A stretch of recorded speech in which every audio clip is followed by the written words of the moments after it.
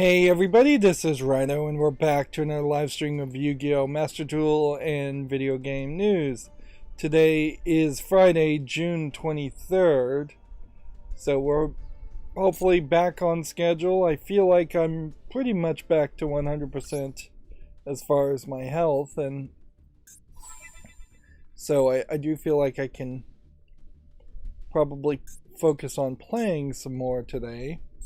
That being said, time is ticking as far as getting these June festivals done. In particular, synchro summoning a monster like 22 times. That very well may not happen, but I mean, certainly you could work your way up there, and then dueling 5 more times in the festival definitely will happen. No new news. So it seems like on this Friday they are Yu-Gi-Oh! Is not trying to surprise us with anything new. Instead, I assume setting itself up for just the first of the month when, yeah, this gold pass ends in 2 days. So I imagine we'll see a whole bunch of new things available for purchase in a couple of days, and we have a decent amount of gems, but not as many as I would like. We still would have a great argument to play at least two more victories. Play until we have at least 2 more victories on this Legend Anthology deck, and then at least 1 victory here, if not 5 more victories. We're at 3,000. We'd want to get up to at least 5,500. And yeah, ranked play, getting up to platinum. It doesn't look like they're going to let me have any time for that. Now, in all fairness, I could say, well, I've been sick for most of this week, so I haven't been playing that much. I could also say I'm not committing the entirety of my life to playing Yu-Gi-Oh! Master Duel, which a lot of these, if you're going to have 2 festivals in 1 month, you basically are demanding the player make that their main game that they're playing every single day. They really are just doubling down on the problem that inherently is with the 25-year-old Yu-Gi-Oh! Card game already. Which does bring me to a thought, certainly, that if they do bring Yu-Gi-Oh! Rush to the West, which I assume some form of it probably will be brought to the West, they'll at least try to see if it becomes popular. And maybe I should say, if Yu-Gi-Oh! Rush became popular, I could see jumping over to a digital version of that instead of just playing Yu-Gi-Oh! Master Duel. Almost certainly, though, the longevity would still follow Master Duel, and the true players would stick with Master Duel and that. But there is something extremely tempting around a general attempt to speed up the process of Yu-Gi-Oh! Although I just think they went about it the wrong way, having seen the cartoon promoting Yu-Gi-Oh! Rush. It is just too simplified, too much of a reboot, where I feel like there's other ways they could have tried to speed things up. And even on this, you notice they are trying to speed things up by giving too short of time, really,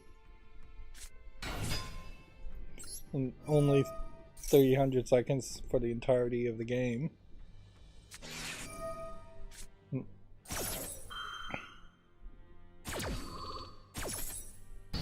This guy feels like he actually built a custom deck just to win here, which, yeah, particularly for these festivals, I think they could get away from the idea of allowing you to build custom decks and make it a 100% loner deck only experience.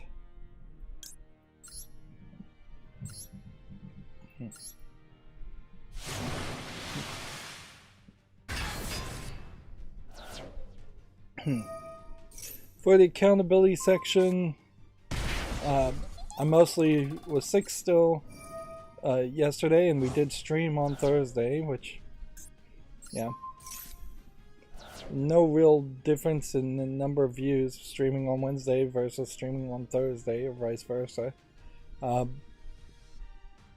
I do suspect maybe if I streamed every single day,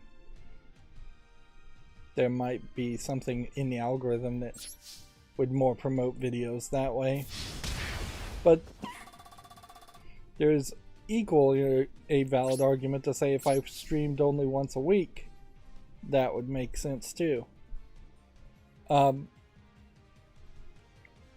Unfortunately, the daily quest in almost every game really does demand you play every 3 days or so, which, to get any kind of consistency at all, that's pretty much Monday, Wednesday, and Friday, because you don't want to stream on the weekend. Or maybe you do. I don't know. I haven't really done enough experimentation there.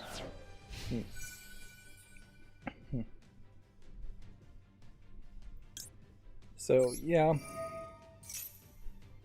I don't know how I do a once a week stream, though. We've got way too many YouTube shorts that are working. If anything, the name automation has proven to be extremely better as far as the number of views.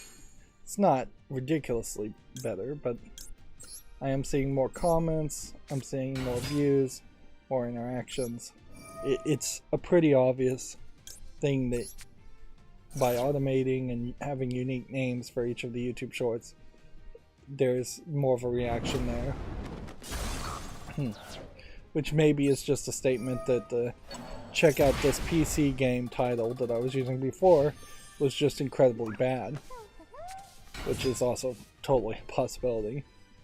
Like, I have no idea what titles should be, and we're not doing custom thumbnails. That would be the next step, certainly, is to figure out a way to do a custom thumbnail. Which, for YouTube Shorts, I don't think you can do custom thumbnails anyways. They might be opening up to the idea of that and experimenting, but yeah, I don't think there'd be much of a difference there. For other games, custom thumbnails is an idea I've thought about to try and program some way to do it, but I haven't really made any real progress with that. Speaking of YouTube, I talked about Sid Alpha talking about a person's YouTube channel getting deleted. It has since been reported by Sid Alpha that the channel has been undeleted at this point, and generally they're just blaming bots, which, yeah, the bot system is a nightmare for YouTube content creators, and that's particularly ridiculous. Clearly, there should be more of a mentality where if you are making money off of crimes, you still are required to report it as income to the IRS, and the IRS, allegedly at least, won't use that information to then report you to whatever proper authority. So, like, that is always the colloquialism, at least, is that they got the mob on avoiding taxes, and that's pretty much exactly how the YouTube appeal system should be, is that if somebody appeals something on a video, that video should be whitelisted at least temporarily, from any other automated scan or detection, and it should be at least escalated to a human being, a real human being who really understands the context and isn't just going to flag something just because they want to or because they're being petty, which it literally doesn't matter one way or the other whether it's bots being petty or whether it's humans being petty. I would assume it was actually humans being petty. But yeah, the system sucks and we don't have any other options, which is almost the constant refrain for life. As you have the problem with Reddit going on right now, where the people in charge of Reddit suck and there's no other options. Well, just pretty much any system. Facebook, same thing. Twitter, same thing. Pick your personal government or governing body.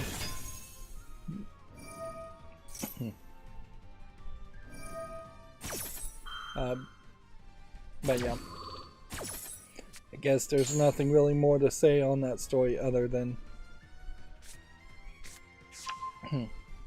it might be nice at some point if people who are addicted to YouTube, and admittedly I am one of those persons, could all get together and do like a major blackout or a day off YouTube as a protest. Maybe that would affect YouTube and Google's bottom line enough to convince them to run their business better. I can't help but think that it's still really a problem that the people that are hired by Google and that work at Google are frankly just not the right people that should be in charge from top to bottom. Like, I think there's just a lot of, for lack of a better stereotype to use, college kids, entitled, probably slightly liberal, never had to work a day in their life type college kids working at Google, that just don't have experiences of being challenged in the way to appropriately respond to that, or sympathy or empathy for other people in other situations. I think there's, in particular, basically nobody working at YouTube that actually has run a YouTube channel. And even though they've made some pretense to try to do that, they've notably failed at even doing that, because the one YouTube channel that is run by YouTube employees and content creators, to talk to content creators, has recently, in the past few weeks, been missing the main presenter person, which maybe he's out of the picture, or maybe he's taking a prolonged vacation, which other YouTube content creators definitely can't do without fear of losing their channel. But yeah, that YouTube channel also has never had to succeed and never really succeeded.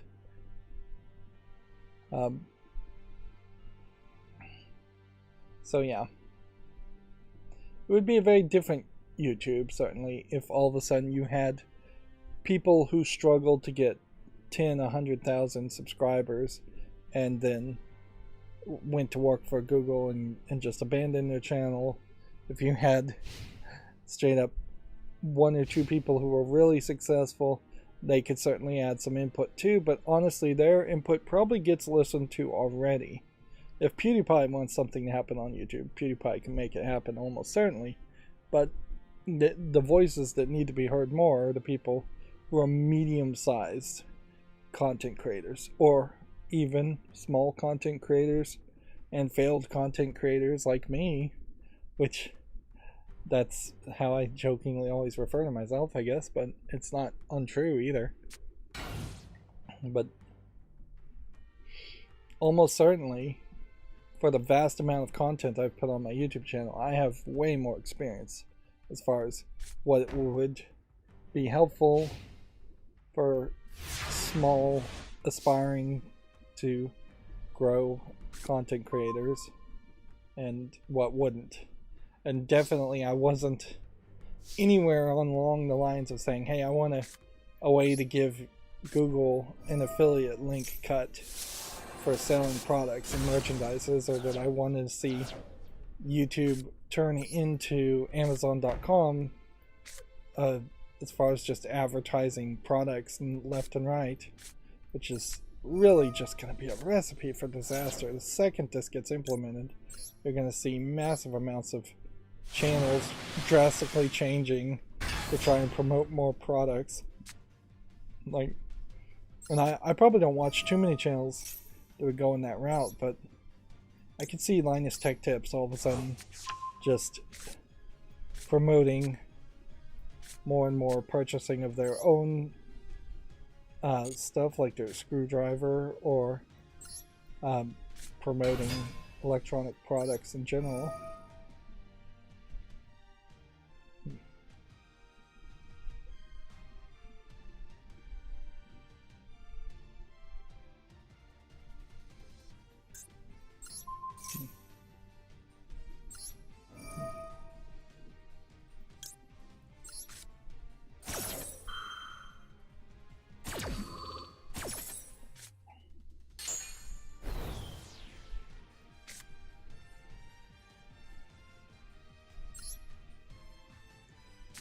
Foolish burial goods. Why would I want to... Which one of these cards activates from the graveyard? I guess that one does.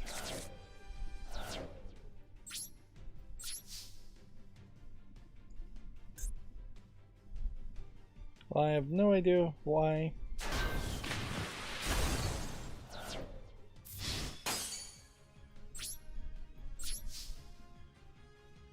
Yeah, I'm not... I may not be 100% there still. I'm not really thinking through what I'm supposed to do. I still really haven't learned these cards. There's just not enough time. Like, what really should happen is they should give us these loaner decks to use in free play at the beginning of the month, and then they should say in the last week of the month, then the festival will happen and you can use only those loaner decks. And then that allows the player to try and learn the cards at their own pace over the course of 3 weeks. Potentially even use the loaner decks in ranked play, and then they lose the loaner decks after the end of the month.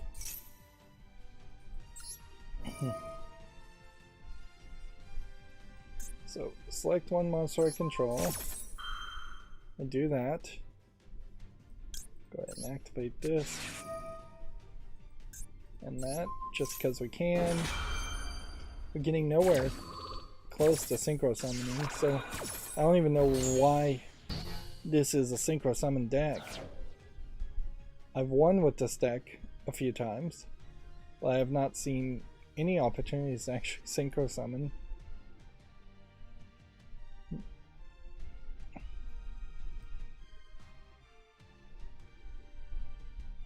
Kind of had a higher amount of cosplay, and I guess I'm still going to focus on cosplay. Today is also kind of a good day to focus on cosplay. Maybe I should hold cosplay off till just Fridays. This is apparently a Genshin Impact character I'm not familiar with, so looks good. You have a nice zoom in on the character. You don't really have to care too much about the background, even though this is kind of a nice fake background. You can see that it's a sheet because there's wrinkles in it, but honestly that's way better than trying to green screen green screen's really difficult to get right. You can see there's decent fashion and design in the outfit here too, and they cropped down to the hip, so I suppose maybe they didn't have any pants for that outfit, or the pants for that character are just not particularly interesting. Alright, let's see what happens if we do this.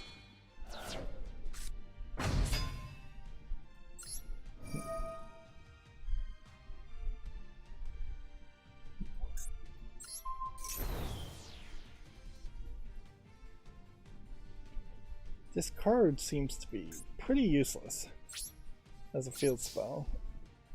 I mean, I could see the argument to reducing an opponent's health or attack down, not their health, but you would need at least 3 cards for that to matter. Here we have a more lewd, near automata claimed cosplay. Again, this looks like this might even be the same cosplayer. You don't have the eye covered up. You do have a sword, but the sword is white. It is this real white wedding dress lingerie type outfit, and there might be a mod that adds a white wedding dress outfit to Nier Automata, but it really doesn't seem like this is really in line. Arguably, maybe the photography is a little distracting, having other humanoid statues in the background. There's kind of a lot going on, even through the window here. I would have definitely at least cropped it so that you weren't looking out the window and you weren't looking at this rock on the side. As far as the actual costume, there's not really a lot here. Like, maybe this is a different piece, and you could be generous and say maybe this was fully sewn from scratch from just fabric, but I doubt it. It really looks like it was just a top piece with a sash piece that has just been sewn on here, and I assume the underwear and the stockings here and the shoes are all just off the shelf stuff. Same with the arm covers. So you're really not selling on the cosplay aspect there. Once again, of course, is that any real big surprise? No. Obviously, cosplay like that lewd bourgeois cosplay is pretty obviously just designed to be titillating, and on that aspect I guess it's doing alright. Although I might question if there's maybe a fetish you're trying to feed into at that point that may not have that big of an audience.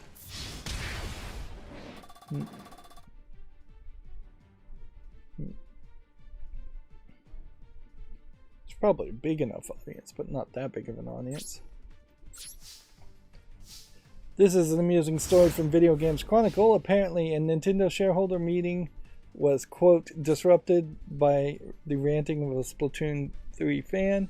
Now, arguably, I don't know what disrupted means in a shareholder meeting, because anybody who owns shares enough to be allowed, well, pretty much anybody that owns shares owns a part of that company and is in part the boss to a public company. And if you start to push this idea that shareholders can be toxic, which, I mean, at some level I'd be willing to hear that argument. On another level, though, I really wouldn't. Or disruptive.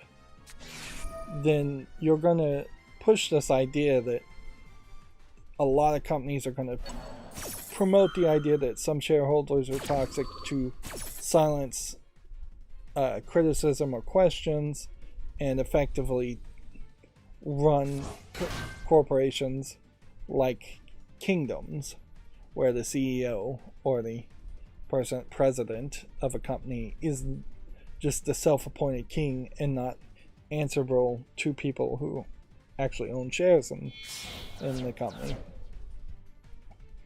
In particular, this fan reportedly acquired over $3,500 in shares to complain about customization options, which this is exactly what should be talked about in the shareholders meeting. Far too often, I've seen snippets and questions from shareholders meetings where either nobody is asking any questions, and I suppose it's important to point out that most of the time in shareholders meetings, there's a lot of proxy people in the audience. Proxies being stockbrokers, retirement managers, people that would manage these shares for somebody who doesn't have the time or the inclination to actually go to the shareholders meeting themselves and vote. Often every shareholders meeting has at least a few things that are on the table to be voted for, and if you go in person, there might be more things brought up to vote for that are not on the standard proxy ballot or mail-in ballots.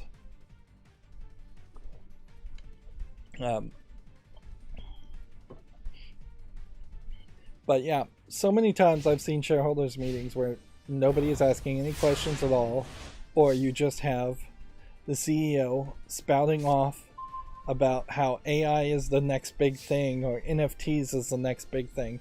And it really is just this presentation to people who either don't get it or don't know anything about the industry that they've bought into.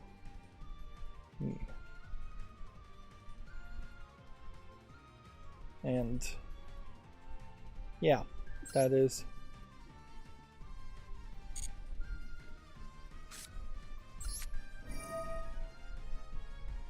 not really the best way for businesses to be run, in my opinion, that the shareholders don't care about anything other than making profit, which is almost always the case, and then the CEO is unchallenged and unquestioned and can just give a little speech at the shareholders meeting, and effectively they can get away with lying quite a bit to shareholders about what they're saying or about the state of their company, how profitable it is, how profitable you should expect it to be.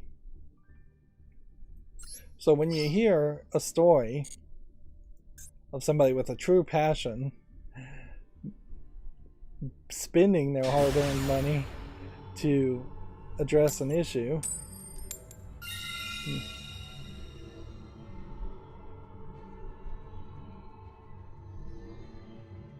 let's see.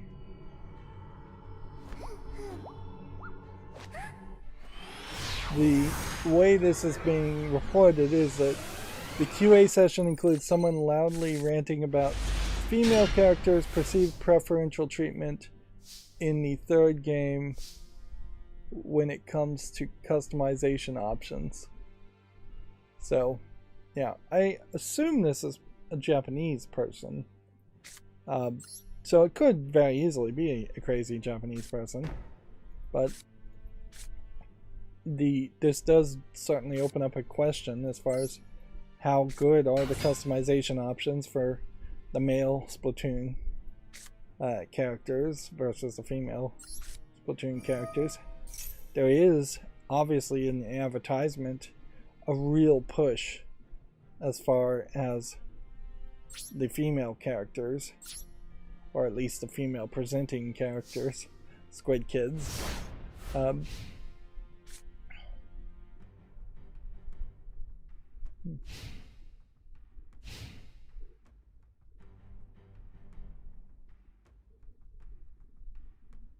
See, according to this report, the rant continued for some time, causing the Nintendo president Shuntaro Furukawa, that's the new president, to interrupt the fan and tell him this question was too long. This was reportedly ignored and the fan's rant continued. Eventually stopped, and Furukawa reportedly said, "Thank you for your interest in playing our game. We appreciate your valuable opinion." Yeah, that is a very Japanese way of not saying anything and basically saying, screw you.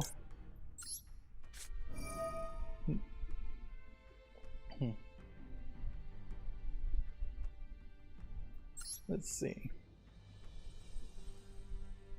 $3,570 worth of shares in yens. That's 512,000 yens. It points out. So this was a Japanese. Then he showed apparently the person that is claiming to be the person who went on this rant, which we'll go with rant, says that he's sent numerous letters to Nintendo claiming that they got no response, so he decided to buy shares in the company to get a chance to raise the issue directly. According to the user, they even bought and resold items such as the Nintendo Switch OLED console in their order to raise funds for shares, despite their parents telling them to not get involved. So yeah, it does sound like it's somebody who is really obsessed about it. Remember that Nintendo has already, in particular, adopted a really bad public policy of saying they wouldn't repair Switches if the Japanese people are rude to the service people, the customer support people, which almost certainly is illegal to not honor a warranty because on the claim of rudeness. And weirdly, I think the Japanese are more siding with Nintendo than they would with the individuals, because there is this perceived demand to not be perceived as rude or not be rude in Japanese society, and I feel like corporations in Japan might be starting to use that attitude as a hammer to beat down people that they don't really want to support. Although, in all fairness, it's equally as rude, if not way more rude, to say I'm going to refuse to honor the warranty on this product just because I was offended. So it's almost like a different variation on cancel culture might be sprouting up in Japan. Man, all these actions, none of them lead to synchro summons. None of them really lead to much of anything.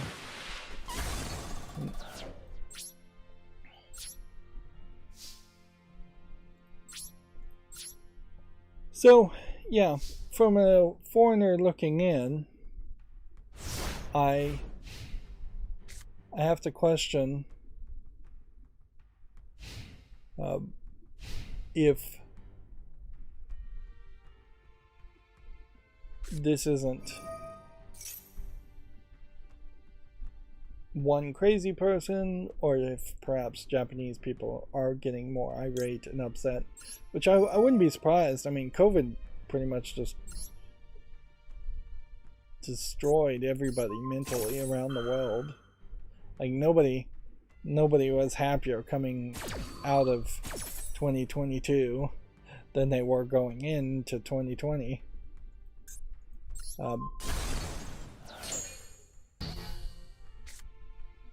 But really, this is what should happen at every company. This is something that should happen at every shareholders meetings of Amazon.com, of Microsoft, Sony, every game company out there. There should be somebody with an actual passion and an actual shareholder questioning the CEO. If we had, let me just make a great example here, I think. If Gearbox had been a public company, and years ago now, Gearbox has actually done a pretty good job of keeping Randy Pitchford, for the most part, quiet and not making controversy. But if at any point they had been a public company and there had been shareholder meetings and people would have come up to those shareholder meetings and said, hey, Randy Pitchford, why did you tweet this? Why did you tweet that? Why are you causing these controversies. This doesn't look good for our company. Or just some basic questions as like, why did Gearbox sell the Bulletstorm remake with no discount for people who already owned Bulletstorm? Or why did Gearbox publish We Happy Few in such a poor state? Even though really I could see that not being their fault since they were just a publisher there. Or why did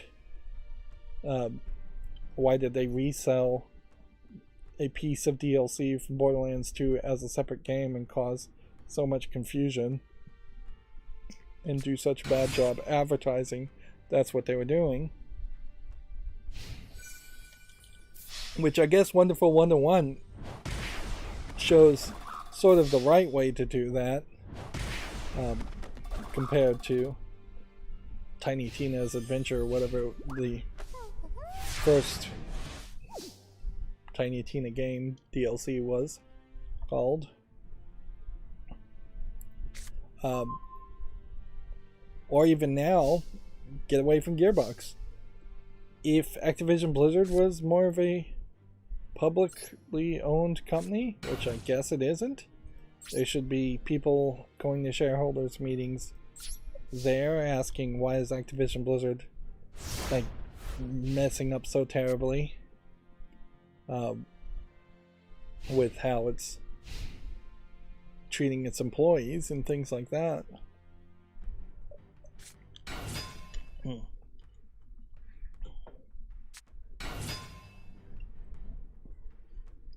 Yeah, more accountability, not less accountability sounds way better to me, even if the accountability sometimes is just going to come from the fact that you've sold your soul and made your company a public company, which means any person who has a strong desire or opinion must be heard, even if nobody else on the planet agrees with that desire or opinion.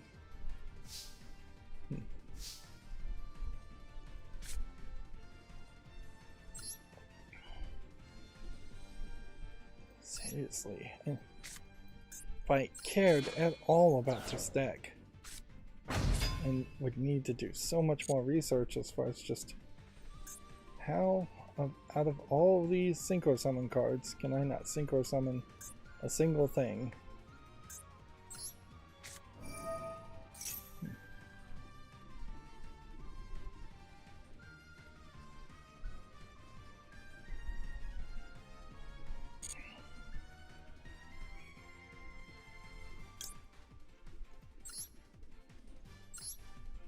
Like, this deck does seem to just let me summon almost anything. Yet still doesn't feel like it works for me.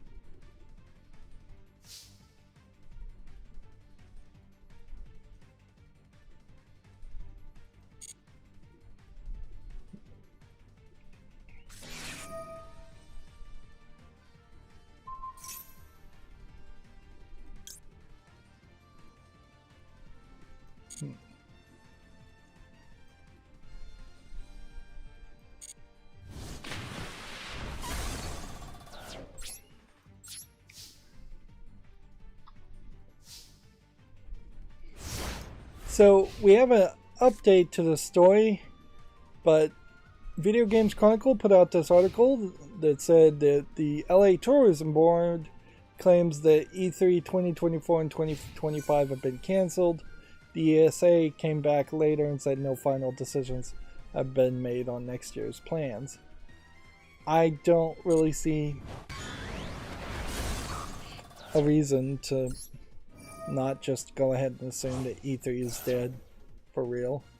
But you do have that weird problem in that the only thing that could possibly happen, and we may actually get to almost the perfect scenario here, is that we may find that the ESA has to um,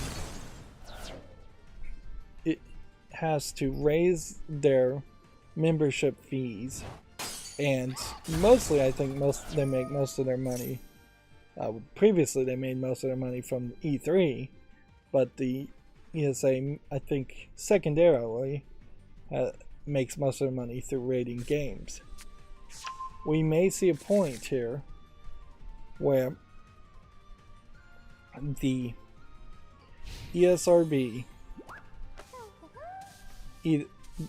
being made up of people from the game industry just straight up gives up the ghost and says, you know what, we're just going to be a small company that just hands out ESRB ratings, and we raise the fee to rate ESRB, give ESRB ratings to most to games, or you see the industry repel from that idea and they say, forget it, we're just not going to use ESRB to rate our games. There's nothing really in the law, it's just tradition of one company being, one lobbyist group being the self-regulating lobbyist group to give out the ratings, but nothing really stops a company from saying, you know what, this game is for people over 17 or people under 10 or 10 or older. You can certainly create your own rating system. Lego, for instance, they have their own age rating system. They're not paying a licensing fee to say which sets are for people over 8 versus people over 12. They're just picking those numbers out of whatever they decide. And inherently, I guess the question is, how much can the ESA convince people in the video game industry that as a lobbyist group they've been effective, or that they are even necessary? On one hand, if all of a sudden there is no video game lobbying group, I think politicians who are old and out of touch would just continuously attack video games even more. There hasn't recently been an attack here, which means almost certainly that there's been enough schmoozing / bribery going on by the ESA to keep video games out of the mouth of politicians, which notably, for the amount of highly publicized school shootings that have happened in the United States over the past few years, there obviously must have been a decent amount of bribery going on to prevent the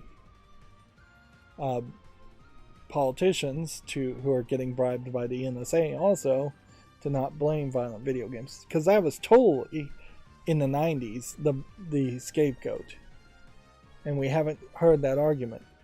Perhaps that's because now people are older and people who are parents played video games themselves, and so they know something like GTA 1 was not causing school shootings, and they pretty much know that nothing now is causing school shootings.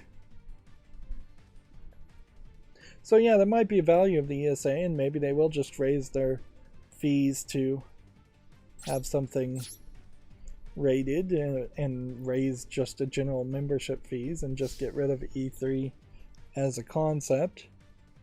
I don't think they probably want to go that route, though. They want something. What's weird is that they're not trying to make really a compromise. They did basically try to hand it over to the PAX presenters, who failed miserably too in some way. But there really should have just been, even now, an online thing, a unifying force, instead of it just being Summer Game Fest with a bunch of companies all getting together and saying it's Summer Game Fest. It should have been E3 Presents Summer Game Fest on E3's YouTube channel, effectively. I think that would potentially have worked fairly well.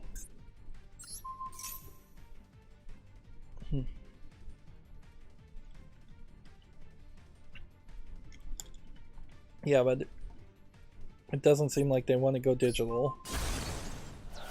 And I don't know what else they can really offer.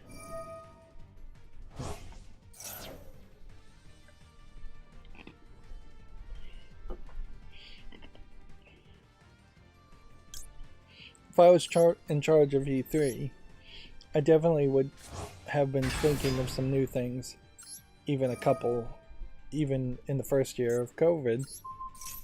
I would have been thinking, how do we do this online and make this make sense? And how do we evolve E3? I'd probably get rid of E3 as a name in general, since it doesn't mean anything. The Electronics Entertainment Expo doesn't really mean anything to most people because it's just been shortened. It would be better if it was just called something like Games Fest or something like that. I don't think there's been any real presentation of anything that wouldn't just be a video game at E3 in a really long time.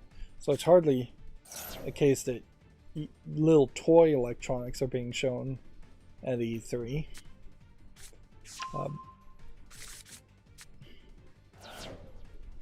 I would probably try to see if maybe we could do E3 presentations at movie theaters. Those big screens and nice surround sounds could be really nice to hype people up. Plus, being in a room full of gamer fans across the world would be quite the experience versus having everybody fly to LA and stand in line. As far as gamers going to E3, which didn't really make the most sense. Yeah, I try to make it more of a, if not global, at least multi-state event. And we'd have a much more better presentation overall. Maybe have an hour of big presentations for, say, Microsoft, and then have 2 or 3 hours of smaller presentations, having smaller companies show off their games and present things where people could take breaks and buy more popcorn from the movie theaters. An event like that would probably sell more tickets for movie theaters than a big summer blockbuster movie, particularly if the theaters were willing to, say, allow people to rent out the entirety of the theater effectively. Say $40 to $60 gets you in for a 2 or 3 day event. One theater is always playing a brand new summer movie, while every other theater is showing perhaps several different cameras, and you could just walk from one theater to the other.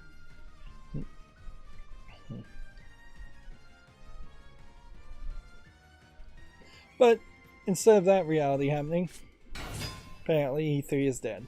We'll see if they're going to do anything else. Apparently Bethesda's Indiana Jones game is now an Xbox console exclusive. It's been confirmed the title was originally planned for multiple consoles. Publisher boss reveals in court. This is the first day of the FTC trial. So this was Pete Hines being brought into it. Brought to court. I almost certainly saw when this was announced, this Indiana Jones game, but I've completely forgotten about it. And as far as I understand it, if Dial of Destiny isn't out in theaters right now, it's out in like a week. And clearly this game is not out in a week. They didn't put any teaser or anything around it.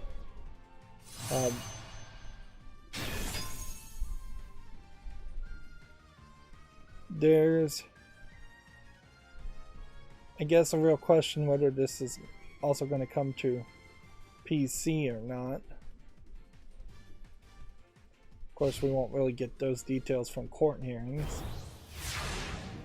There's a real question whether the game would come out at all. And you also have to remember, or at least figure out, maybe not even remember, that the only two good Indiana Jones games that I really feel exist amongst a lot of different Indiana Jones games that have been made are the LucasArts point-and-click adventure games of Last Crusade and Fate of Atlantis. They never made a Temple of Doom one. The two Indiana Jones games on Steam after that, The Infernal Machine is not playable really at all, and The Impersonator Tomb is playable, and I did recently just play it, and it's not worth playing. It's just a 3D Tomb Raider 1 ripoff, and it's not good.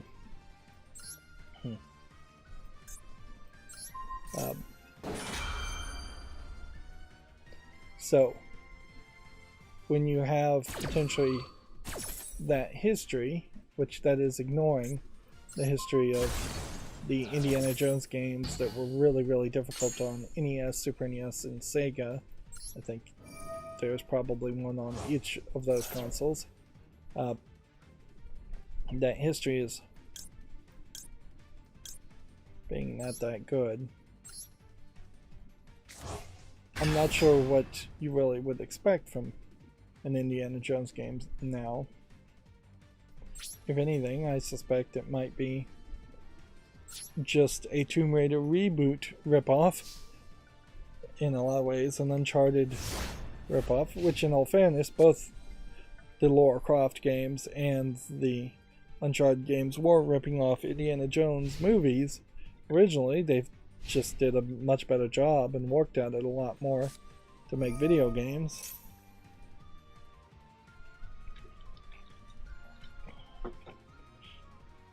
I still suspect I have like lifetime numbers of activations for traps, so.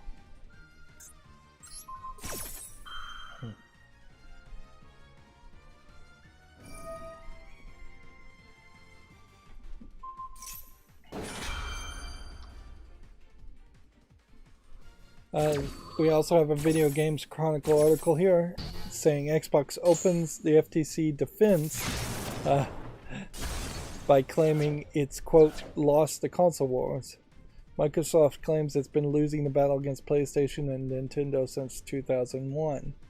Interesting. When did the original Xbox come out?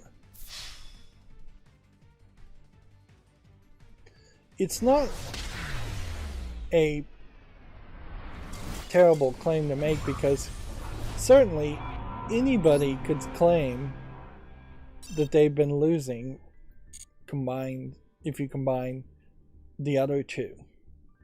Nintendo could say it's been losing the AAA high-end market to PlayStation and Xbox forever.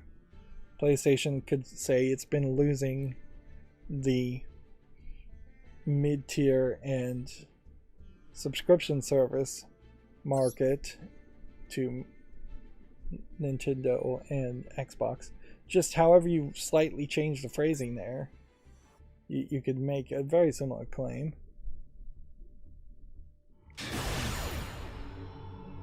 Let's see.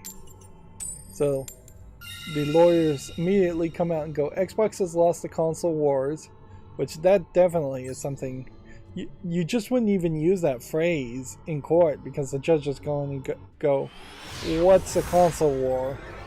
This is obviously an opening statement where the judge is not really going to even pay much attention or question things, but obviously this was a phrase that they decided on. Xbox has lost the console wars and its rivals are positioned to continue to dominate.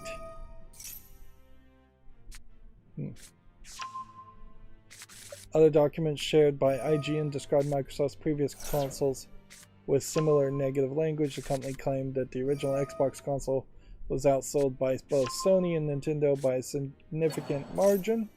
Probably true. I mean, Xbox would have been out around the time of the Wii and the PlayStation 2, I imagine, and claimed that it hasn't stopped losing the console wars since. Xbox's consoles have consistently ranked third of three behind PlayStation and Nintendo in sales.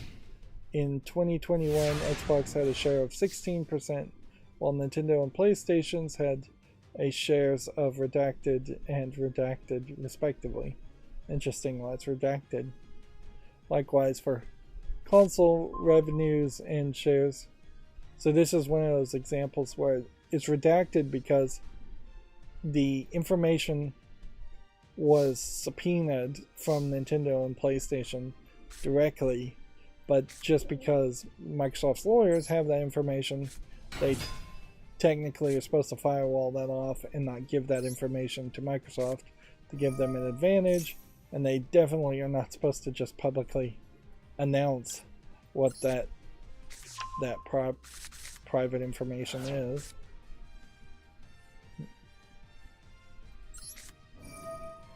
What is the point of equipping cards?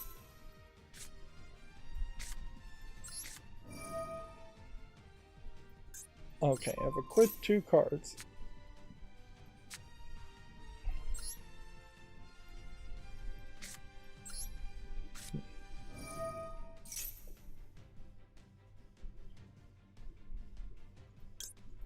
I'm just trying to go down the list and special summon everything.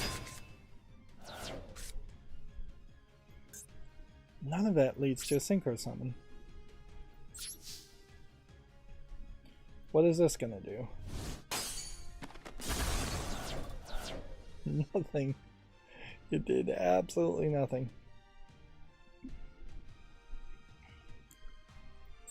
Yeah.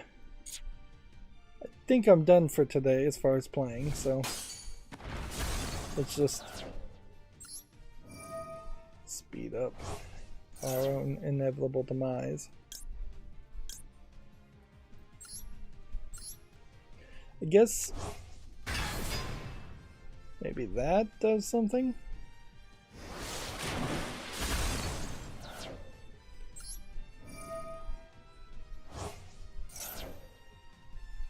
Interesting.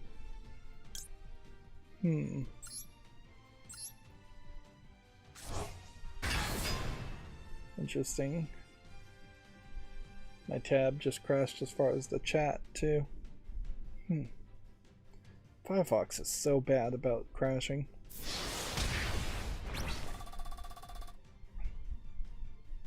But also I don't want to go back to Chrome, so whatever. I think I figured out what was wrong with my macro, by the way. As far as it seems like Firefox is just taking longer to load web pages, which maybe is my internet and maybe is my router, but otherwise my router has not been giving me any trouble, so I don't really want to change anything.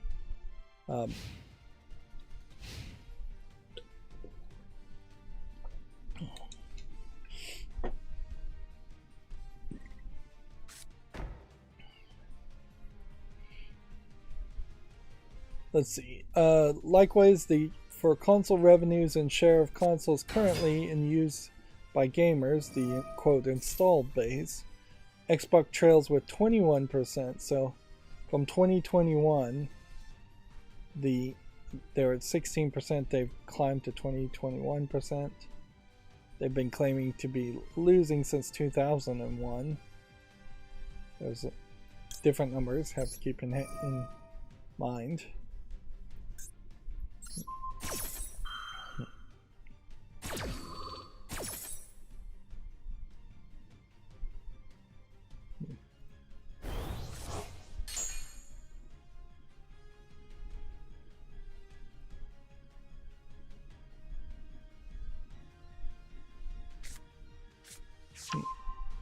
What's interesting about this, now that I think about this, and that you have to put on your tinfoil hat a little bit with lawyers and see how tricky they might be doing. because this may be worth millions of dollars to say this, and it may not really seem like it, but it may really be worth millions of dollars to them to say this, even if they lose the court case. Xbox trails with 21%, while PlayStation and Nintendo have their shares of redacted and redacted. So they're redacting the numbers that they can't say, but they could also have been redacting the numbers for them, the 16 and 21%, and they've chosen not to do that. There's nothing forcing them to reveal that information to the public. This is great information, certainly, to speak to a judge, but what they've said is that effectively in 2021, 17% or more of the share was going to PlayStation, and Nintendo was getting the remainder of 100% there. Because you probably wouldn't name Nintendo first unless they had the bigger share. So, do we know what Nintendo's percentage is? Well, we know it's at least 18%, and if we were to guess, it's probably about 30%. So you've given out a decent range there, because there is also room for there being other players, but these numbers seem to pretty much indicate that they're splitting it straight from 100%. So yeah, give 42% to Nintendo, give 42% to PlayStation, and then they've switched it around here and they've said that PlayStation beat Nintendo at some point, or that's what they're implying by listing PlayStation as the bigger number. But they've also said that they've both probably lost some percentages because 5% went from PlayStation and Nintendo to Microsoft.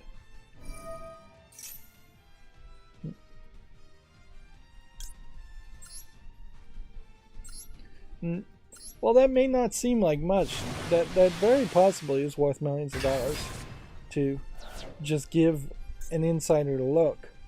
Of course, it would be worth even more if the lawyers accidentally did leak that information to Microsoft officials, or if they leaked that information to the public and embarrassed Nintendo or PlayStation, or created a larger amount of competition between Nintendo and PlayStation, which arguably there isn't that much competition between Nintendo and anybody because they have a lot of first-party titles that can't be gotten anywhere else. Their Nintendo Direct definitely showing that. Which, by the way, on the Nintendo Direct, I was looking at the Luigi's Mansion New Moon, which is the second game remake being announced.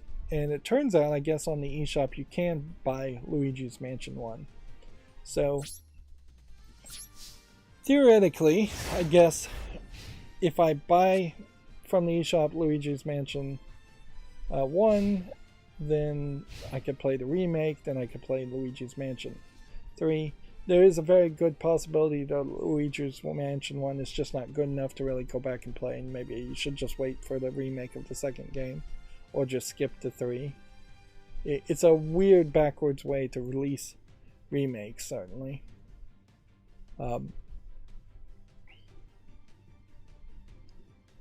Let's see. This is the biggest news of the day, so we'll focus on it a little bit more, reading the whole article instead of just skimming the headlines. The arguments, Microsoft argues that it's now betting on a different strategy by generating profit through game sales and accessories rather than console sales, which I feel like they would have been insane to ever bet on console sales as a way of making money, since consoles always lose money. I don't think there's been a single console that has been profitable. Philips CDI, I guess, was trying to be profitable at like $800 in the early 90s, but it wasn't profitable because nobody bought it.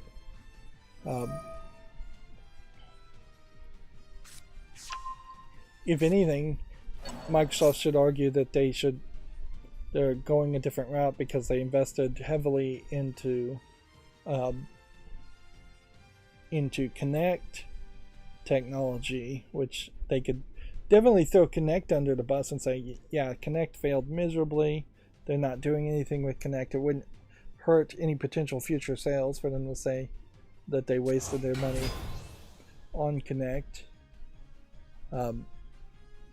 They could also say that Microsoft has failed to get into the mobile gaming market in any appreciable way, and that both Nintendo and PlayStation over a period of time have severely dominated in PlayStation PSP, Vita, and the Switch, 3DS, things like that.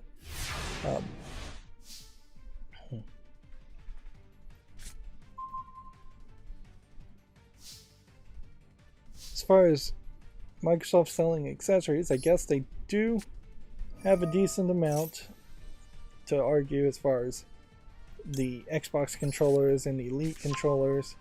The disability controller was actually not Microsoft. They were just licensing it, so you can't really claim that one.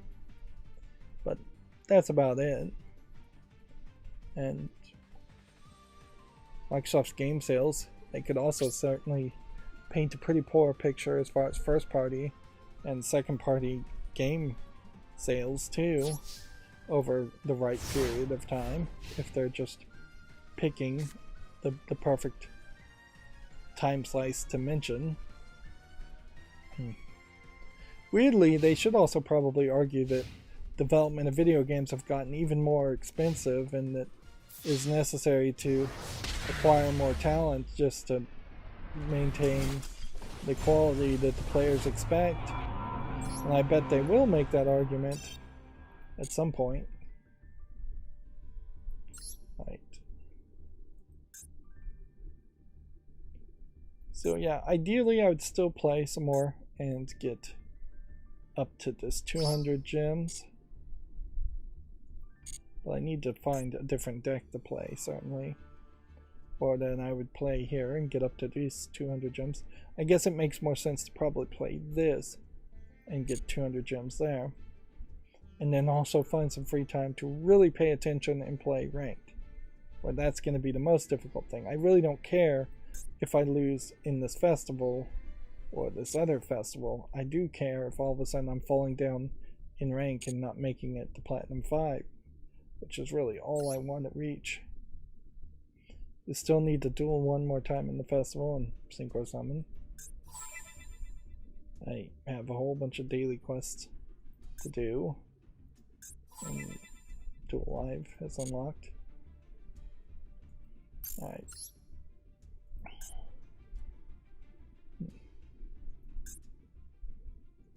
Let's try this.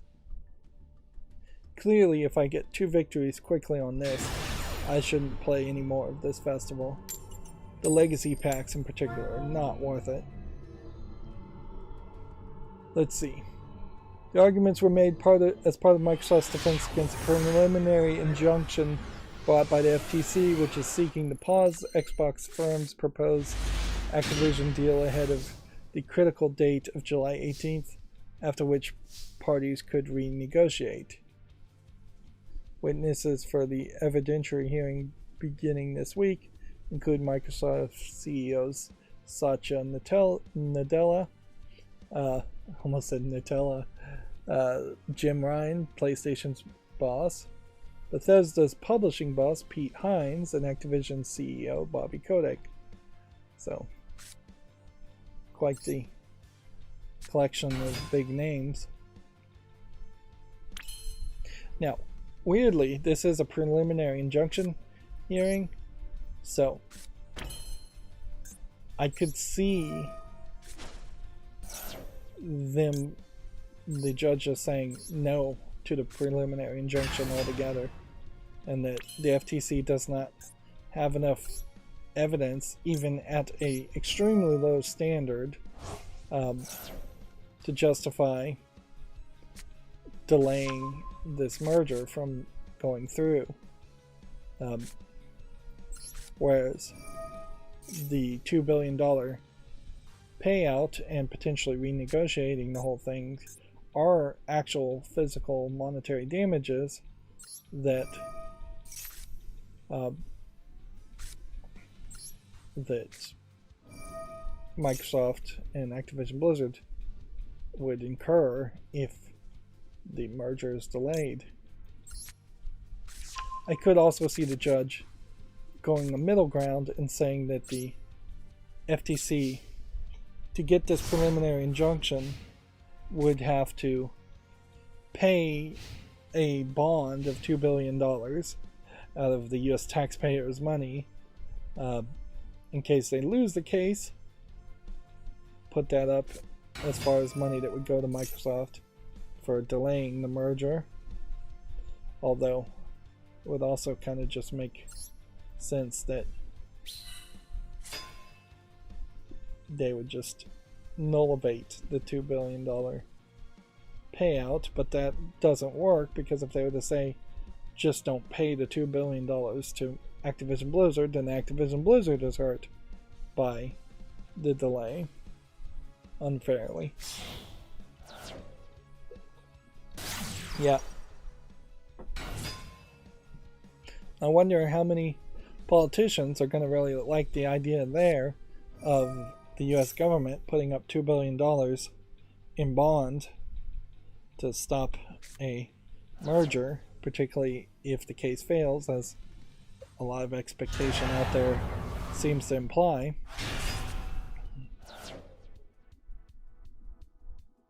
We definitely know that the FTC is gung-ho to stop these mega mergers, and personally I agree with them, and I would like to see it succeed. It would be better for society overall, but I wouldn't put a lot of faith in that happening.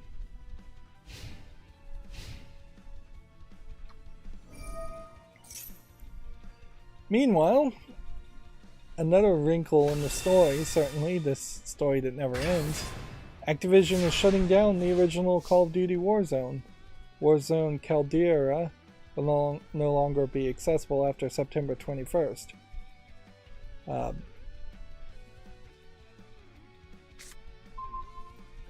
Which, yeah. So it kind of doesn't matter if the mergers go through or what happens, really, because Activision is still going to be Activision and do whatever Activision wants to do. So, yeah.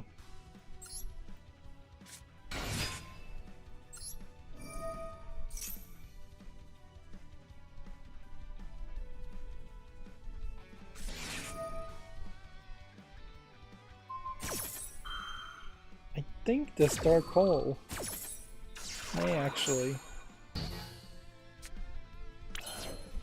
Let's see if this dark hole kills this guy, character. I think this guy may be protected.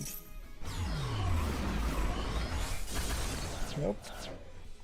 Those two were protected.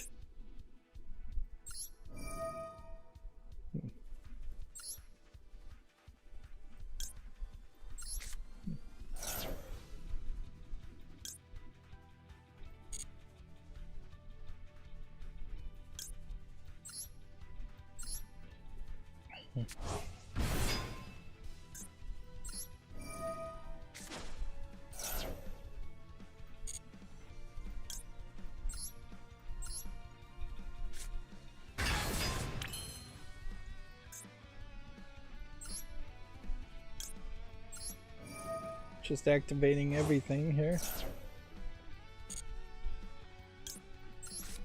I don't know if I have a real legitimate reason for liking this deck, but it does seem like I do more than I probably should.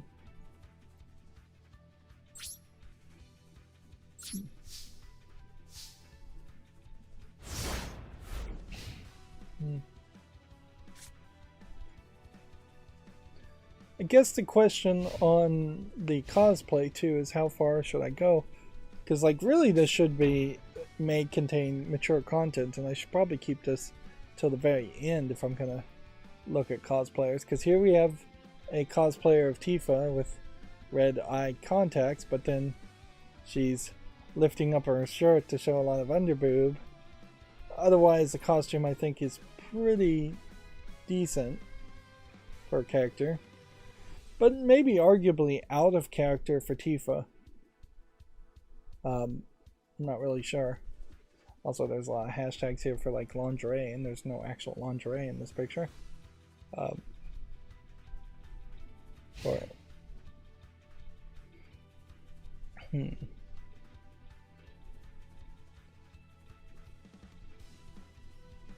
Yeah. Let's go ahead and activate this and see if we can do this.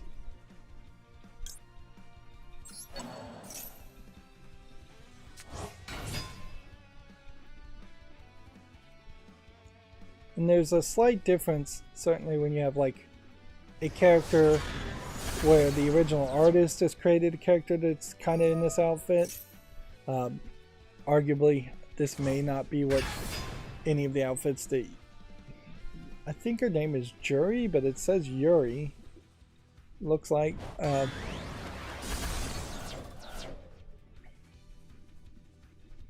This outfit and costume doesn't seem as well designed, per se, for what little there is.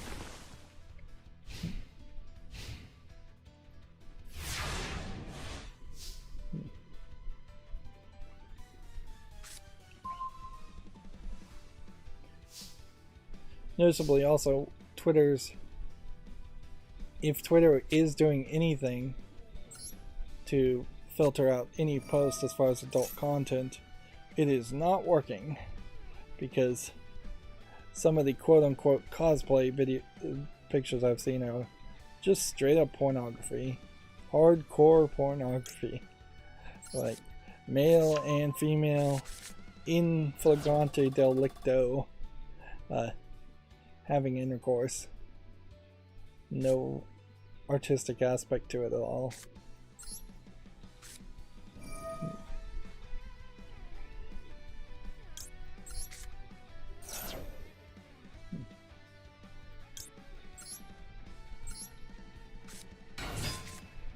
Not that I'm really against that, but it does create a weird situation. I'm having kind of a similar situation on Facebook too. I started following 3 or 4 extra groups who just post like memes and things, and I have really slid away from seeing any actual friends or family posts on my personal Facebook now. Not that I was really seeing that much to begin with. Not that many people using Facebook. I really hate the fact that you do seem like you have to constantly migrate to some new service, that you can't just settle in and have a one place. Email, I guess, has been really good on that aspect for the most part. If you have somebody's email, you could have been in contact with them through that email for decades without changing anything, or even really needing to learn a new email software.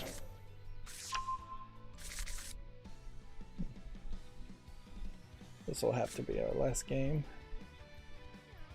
otherwise I'm going to go too long.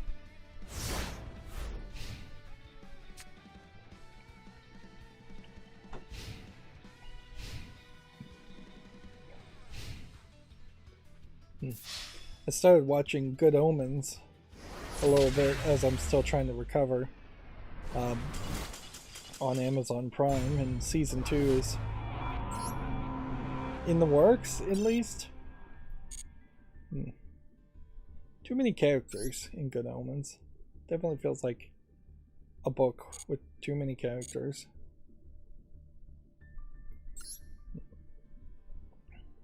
So we got the Duel Festival. We got a couple of the daily quests done. We've got the login. Notably, on the login, we've dropped the ball quite a bit. 6 days left, meaning that I missed 6 days on the daily login. Yeah, I think I'm getting closer and closer to also giving up on Marvel Snap at this point. It's just taking too much effort to stay up with it with that new conquest mode. I'll probably give it a month or two. Here we have a cosplayer doing Final Fantasy IV Rydo cosplay. I am unfamiliar with this character, but I can see while this may just be kind of a generic green wig, they've done some feathers and jewelry and stars and really decorated and made this outfit from scratch. It looks like a lot of effort put into this, and this is the kind of cosplay that deserves a lot more attention. Yes, the photography is not great and the background's not great, and you almost should expect that from people that are actually sewing things together and putting a lot of effort. Fabric and decorations and sewing equipment is not cheap by any means. This is pretty much a major commitment to be able to learn how to do this or even do this.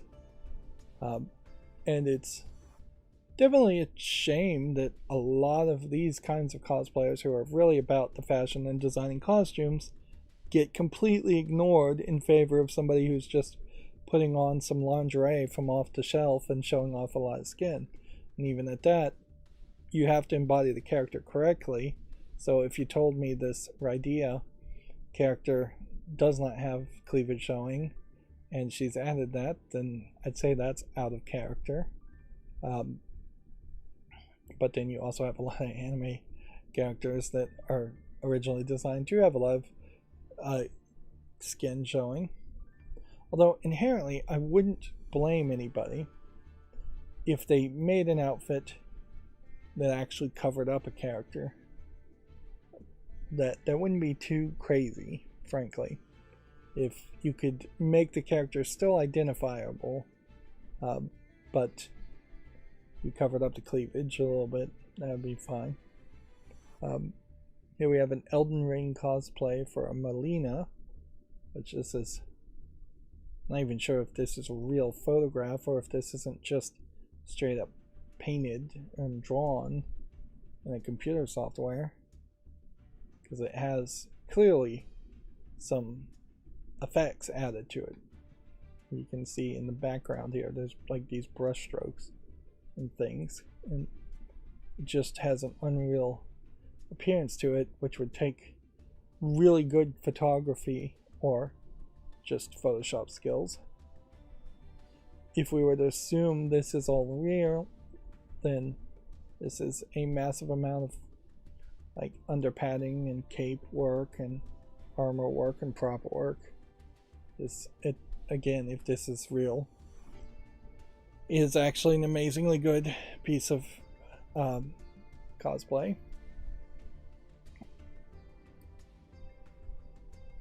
Let's see. Another part of another story, or another part of the story here, is that Xbox claims that Activision demanded a bigger revenue share to put Call of Duty on the Series X and S.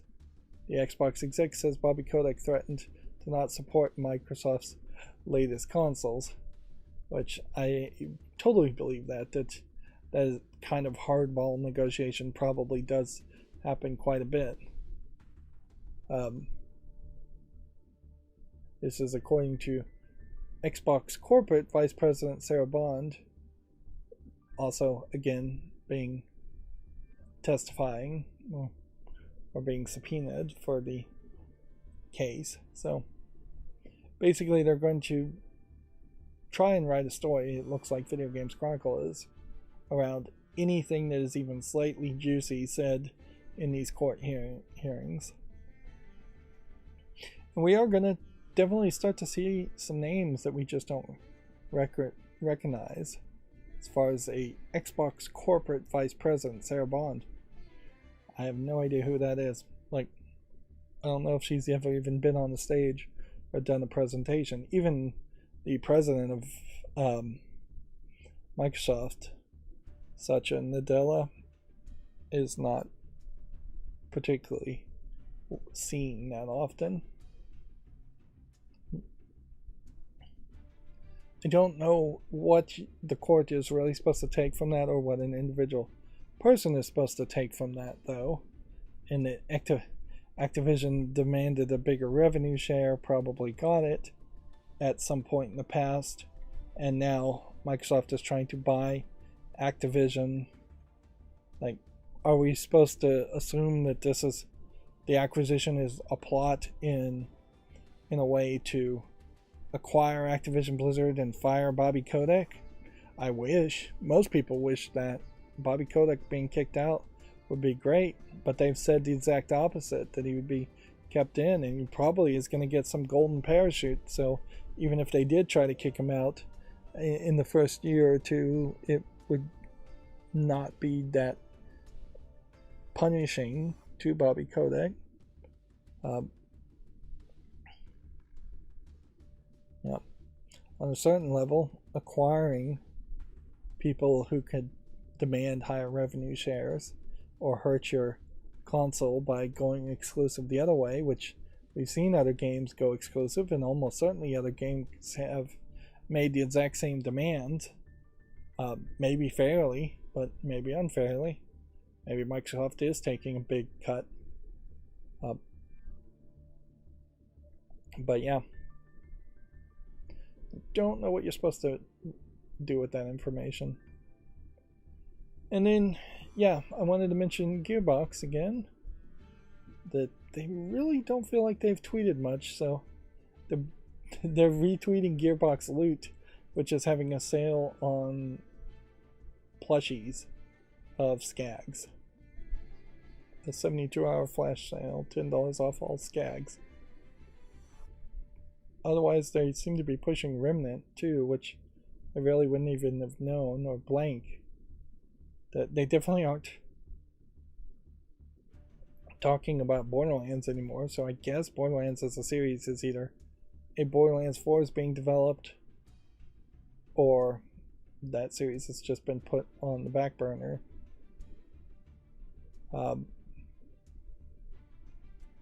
Yeah, they're just retweeting a lot of Blank posts and Homeworld. Some stuff there. Homeworld Mobile. It does definitely feel like we're starting to see the death of Gearbox as a company in the way we look or thought of Gearbox. Or as far as that attitude in that Borderlands game series in favor of just them promoting different types of games, mobile games, or just not saying anything else at all. I wouldn't be surprised if they're hit very hard around the Embracer restructuring. But also, Gearbox already had lost a lot of its personality, as you had two other offices called Gearbox opened up. So the Gearbox in Dallas, Texas, or Frisco, Texas, really got diluted when you had the Gearbox in Quebec and I think another Gearbox in Canada or one in Europe. Like the last time Gearbox tweeted anything that even looks like something Gearbox would do is this Pride poster from the first of the month, which, yeah, I had criticism as far as how many of these characters are LGBTQ+. I think there might also be some criticism thrown on including her the young teenage character in the mix. Arguably, there's better criticism to say a lot of these characters are just like fantasy characters for the male gaze, or joke characters to be laughed at and objectified. So it really isn't a series that is best used for Pride. This would have probably been a good place where Gearbox would have come out and made a real statement instead of just putting a picture and promoting their own game.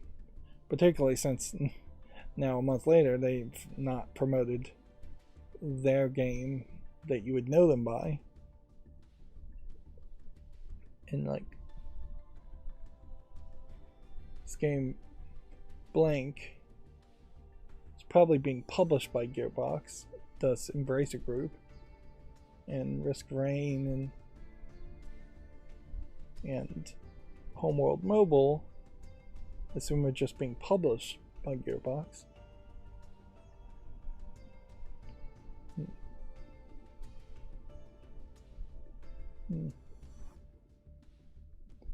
Yeah. Definitely does just feel like we're seeing the death of what Gearbox once was. In a lot of ways, it kind of feels a lot like the death of the Attitude Era in wrestling, because Gearbox in particular definitely had that teenage sex comedy type attitude, something like Porky's or something like that. That was what Borderlands really was, feeling just dumb, stupid teenage type comedy.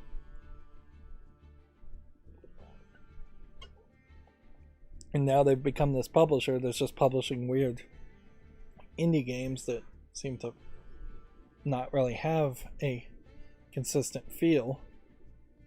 And generally, I would like to see video games, game developers, have a general feel for the types of games they want to make. Even if it's not the kind of game I really want to play, the Life is Strange developers at least did a good job of staying within the realm of what you would expect from them for many years there. And the Diablo creators have done a pretty decent job of staying within the realm of making Diablo games that feel all the same. There was a small controversy around Diablo 4 in that they came out and said something that I think everybody should have already known, that once the season pass or season ends, your character resets and you have to make a new character. That was kind of obvious to me that was the whole live service part of this game, is that you were going to basically be reset back to zero, which seems right in line with the game. I think it's called Path of Exiles, where their servers reset and your character resets. That pretty much guarantees that I don't want to ever play Diablo 4, because I don't want to have to be playing a game on somebody else's clock or calendar. And it's pretty much the same reason why I haven't wanted to play Path of Exiles. But for the fan base that actually do like those types of games, that's pretty much what they expect. So I'm not surprised by that. I don't know why so many other people were surprised by that. I think they were pretty obvious about that they had said it straight. But maybe not. Maybe I just made an assumption. Video Games Chronicle articles. I went back after running my macro and closed a lot of tabs that we'd already discussed, so we won't have that much news today. Like, this really isn't going to turn into a super long stream, which is fine. I'll just play off screen on Yu-Gi-Oh!, which is what I need to do anyways. Metal Gear Solid's Master Collection might not support keyboard and mouse on PC. Briefly accessible Steam pages reportedly stated buyers will need a controller to play. I guess the question to ask here is, have these games, Metal Gear Solid 1, 2, and 3, ever been on PC before? And if they were on PC, did they use a mouse and keyboard then?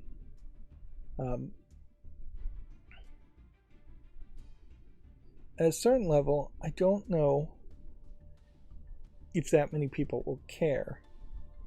But maybe they will. Yeah.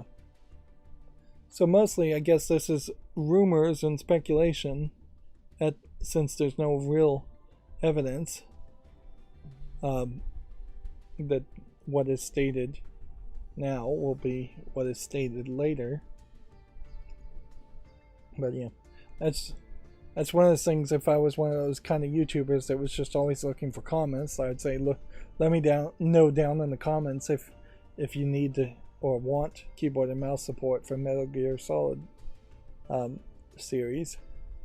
PC gamers in general, yes, always do want keyboard and mouse support, but there's plenty of games that do require a controller, and I am, I guess, weirdly on the other side of the argument, where I mostly want to play games with a controller, unless it is a point and click game or a card game, something where a mouse makes a lot more sense. Guess we'll leave it at that.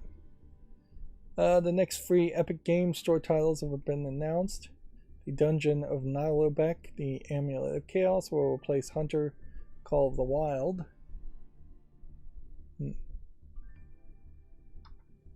Bethesda reveals new details about Starfield, its quote best feeling game ever. Todd Howard discusses accessibility options, jetpacks, in-game radio stations, 30 frames per second and more. Honestly, you probably shouldn't even listen to anything Todd Howard has to say, though, so maybe it's better just to ignore this. In a lot of ways, it is very reasonable to say just take an anti-hype pill and fight the urge to actually listen to any of this. I do kind of hope that Starfield is Bethesda's best feeling game ever, because their previous games were not that great feeling. But I don't really care to get too into the weeds with it. There really isn't anything that's pushing me to a feeling that I need to play Starfield on day one. I don't think there's going to be that good of a story that is like a unique linear story. I feel like it's going to be a branching story based on your actions, like most Bethesda games. So one person's ending, or if I saw somebody else play the ending, I may get a completely different ending. So yeah, I think I'd be more than happy to play Starfield a year later, get the game cheap, play it a year later after its release, wait till there's some patches and bug fixes released on it, regardless of how polished they claim the game will be. You've waited this long for Starfield. Most people, everybody has waited this long for Starfield, so there's really not a big reason to play it. Noticeably, they're releasing the game around the time where I think other games are finally available. Had they released this at the beginning of the year, when there was no competition, it would have been a much better argument. Although, in fairness, Bethesda also is saying that if they hadn't made the decision, which arguably Bethesda didn't make the decision, Microsoft, their parent company, did, but if somebody hadn't forced them to make it an Xbox exclusive, Bethesda says that Starfield would not be coming out when it's coming out, which is to imply that it would be coming out later, which is definitely believable. We already talked about this story.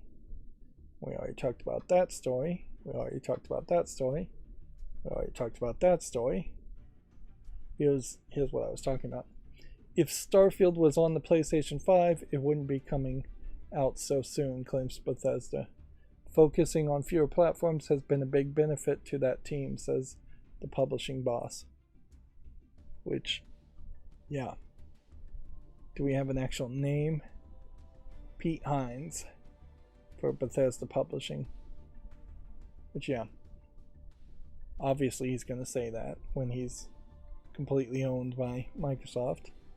He would be almost certainly fired if he had said something to the opposite. But also, I don't think it's that untrue either.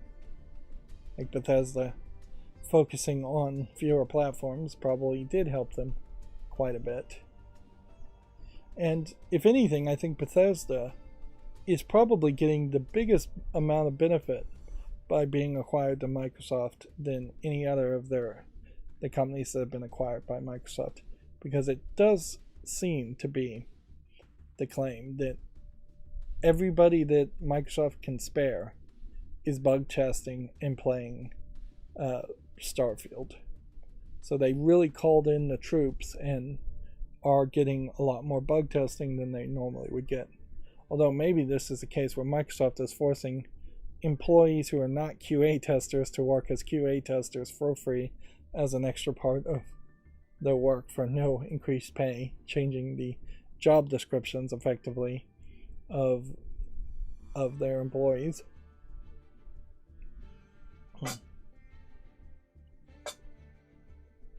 Right. I already talked about this story. Already talked about this story. Let me get my other glass of water since I just emptied one. I have to constantly drink water or I'll dry out my throat.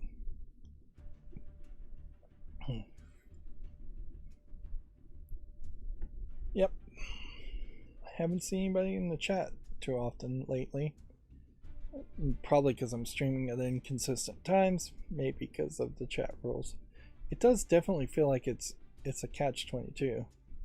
If I make the chat rules the way I want them to be, it seems to stop people from wanting to chat, which is not my intention. If I leave them too open, the chat gets flooded with almost completely nothing but nonsense.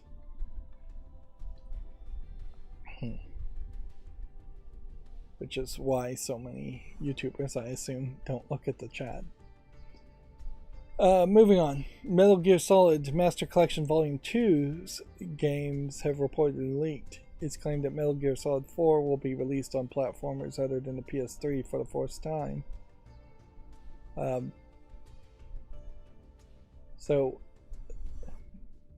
the first one is called Volume 1, or is it just called? Yeah, it is called Volume 1, so there's definitely a commitment to a Volume 2 there. And you would have to just assume if they are stopping at some point. Yeah, they go up to Metal Gear Solid 3 Snake Eater, but then Metal Gear Solid 3 Delta Remake has also been announced. So I almost wouldn't be surprised if they did not actually make a Volume 2 anytime soon, and instead just made remakes, and they just called everything up to Metal Gear Solid 3 a Volume 1 collection. Or maybe they are just going to make a Volume 2 and sell the remaining Metal Gear games, although arguably they might try and sell it for a ridiculously high price. Let's see. Yeah, it'd be really crazy if Metal Gear Solid Master Collection Volume 2 cost $200, $300 because they're charging like $60 for 4, 5, and 6. I guess we should once again just wait until it actually gets announced, though it's kind of pointless to speculate. Moving on, Video Games Chronicle says the finalists for Italian Video Game Awards have been revealed. The Italian Video Game Awards, not anything I've heard of. There is a good list here. of games, weirdly, under the category of Best Italian Game, which they're probably stretching the definition there somewhat to include any game that had any Italian person working on it or any Italian company working on it. Probably company. Best Italian Debut gives you a smaller collection of games, none of which I even recognize. Best Innovation is again a smaller connection, none of which I recognize. Don't really recognize any of these companies other than Ubisoft and Mario and Rabbids, which Ubisoft is a French company, so yeah. Outstanding Italian company is down to just 3 companies. An outstanding individual contribution is 3 people.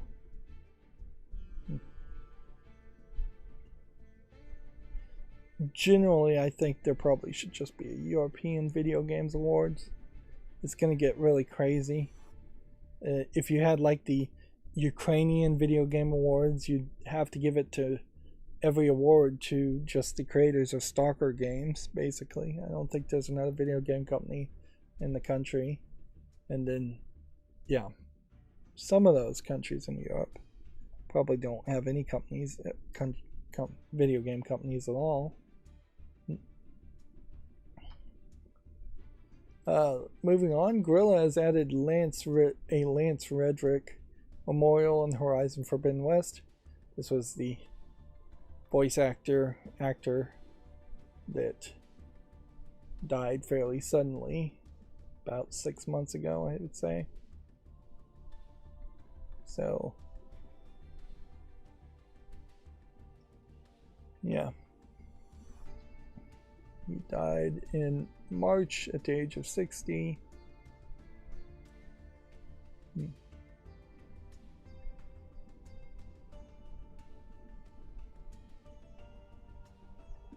Well, weirdly, the picture here is not the screenshot they used. So it seems like the memorial is that his name floats in the air above some flowers. So this is like a burial mound,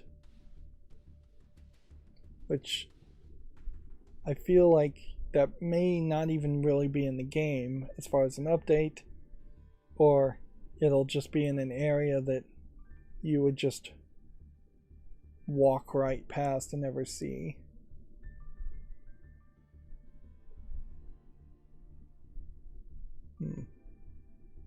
There's a video here, but I'm not even going to bother to click on it. I don't really know about this. Like, at a certain point, everybody who's worked on a game is going to die. And it's going to really be unfair when you start to have everybody who worked on, like, Super Mario Bros. 1 dead. A game like that, you really couldn't go back and add a memorial to it because it's not online and not easily patched. Plus, it just doesn't feel like you're creating an artistic piece there when you're making a memorial. Memorials are kind of their own separate thing, a different type of artistic work, possibly, but not part of the original concept. Imagine if somebody rewrote the Lord of the Rings to put in a memorial to Tolkien when he died. Like, would that really be appropriate?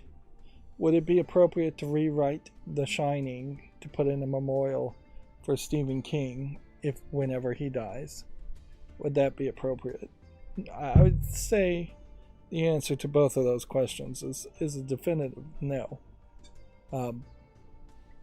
So why would it then be appropriate to make a memorial in a video game and change the artistic intention and creation of a video game to memorialize a voice actor or face actor who was in the game. Like, perhaps if they were making a new Horizon game and they added it to the new Horizon game, I would be a little bit more lenient, but honestly, they probably should just make a memorial in their office. He was a co-worker of theirs, it would make sense there. Put out a picture, make a memorial in the real world at a cemetery and a plot, things like that.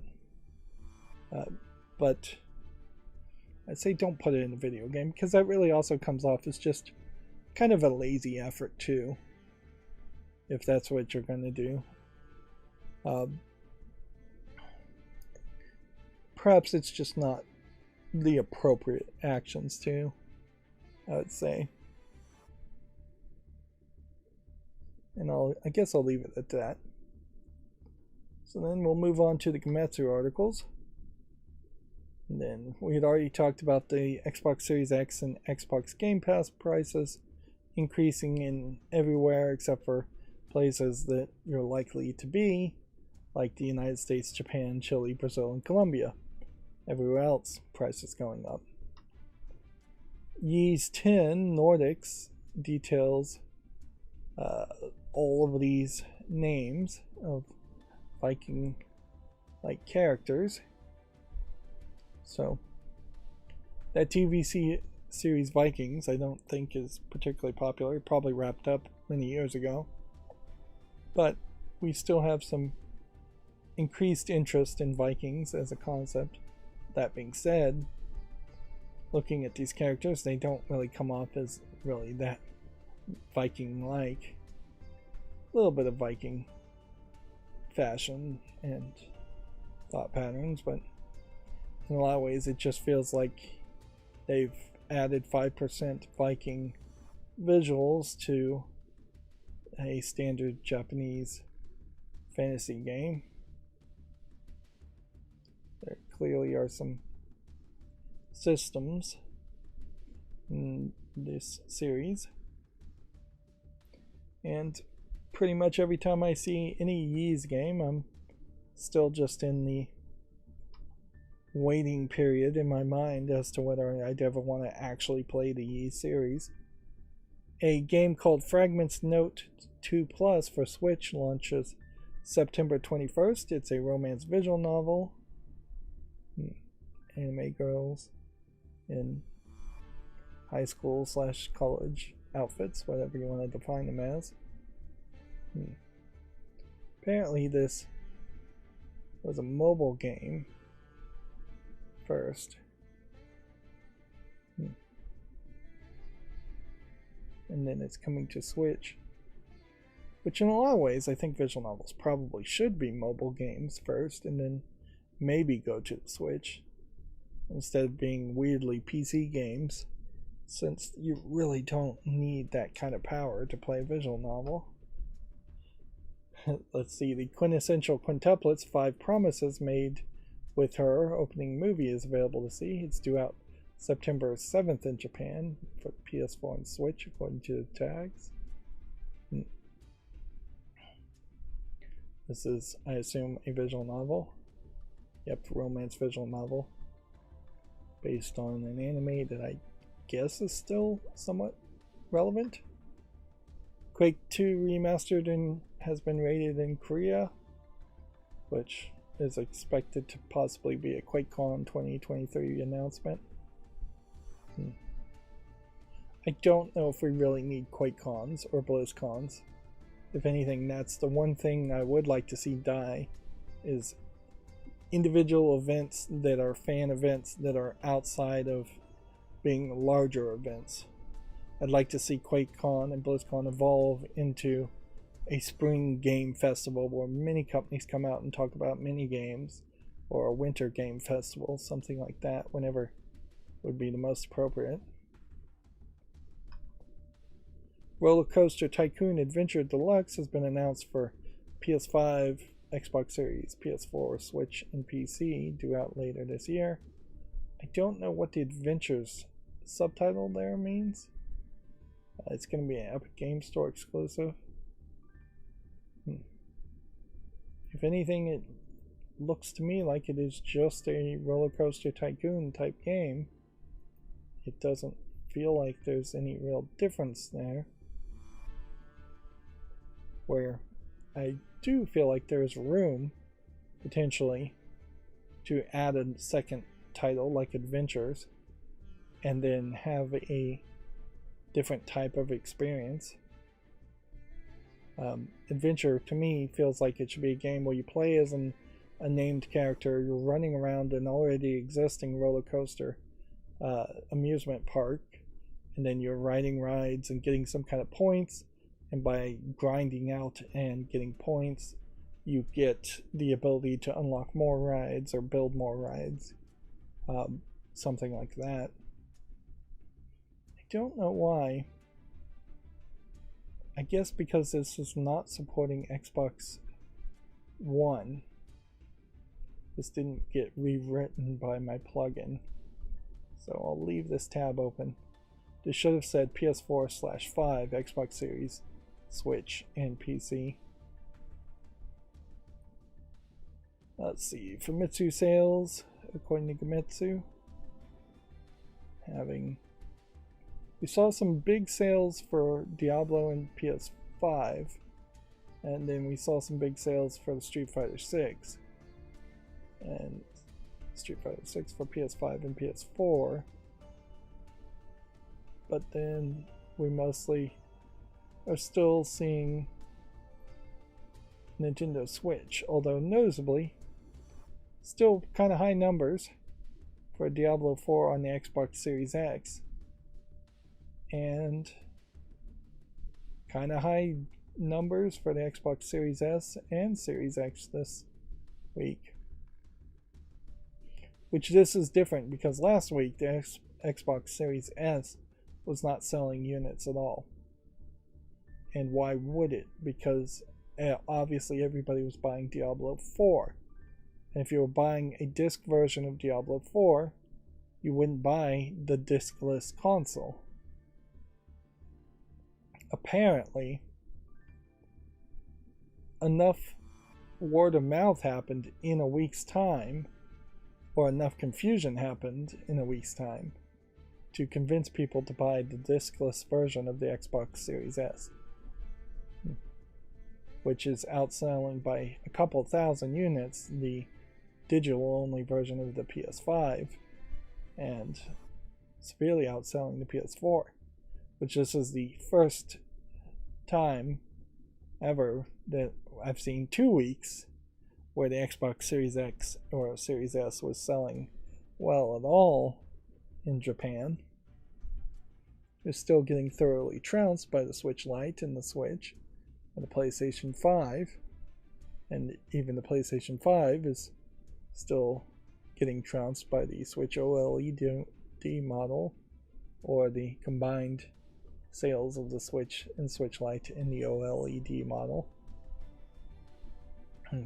New 2DS LL still selling a minimal amount of copies. Notably, though, in the top 30, we don't have any other Xbox games. So, the Diablo 4 was a system seller for the Xbox Series X, which definitely makes an argument that Microsoft is doing the right thing by trying to acquire Activision Blizzard, makers of Diablo. Inherently, if they do succeed in acquiring them, they've been given their mandate to make more Diablo games, or support Diablo very well so that people come back and buy more Xbox Series X's in Japan. Of course, you could also make an argument that maybe all these units are being sold to foreigners in Japan. That still might be the case, but even at that, the numbers are much, much higher. Usually you're only seeing 100 to maybe 1,000 units sold each week. Usually it's closer to 100.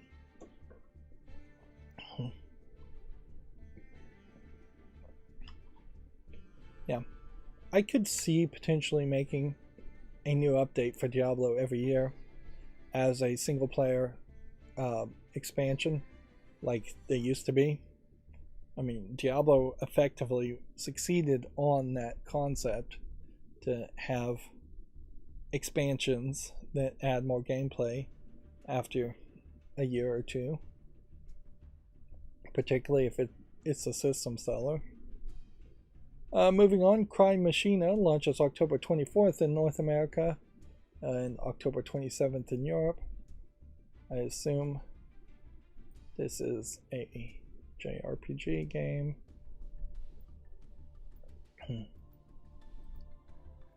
There was a time, certainly there, a year or two ago, where it seemed like there was going to be 3 or 4 weird games with cry in the name.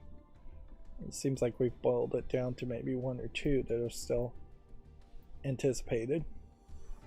This one in particular looks like it's closer to a Nier Automata inspired JRPG than anything, although it may not really play much like a Nier Automata game.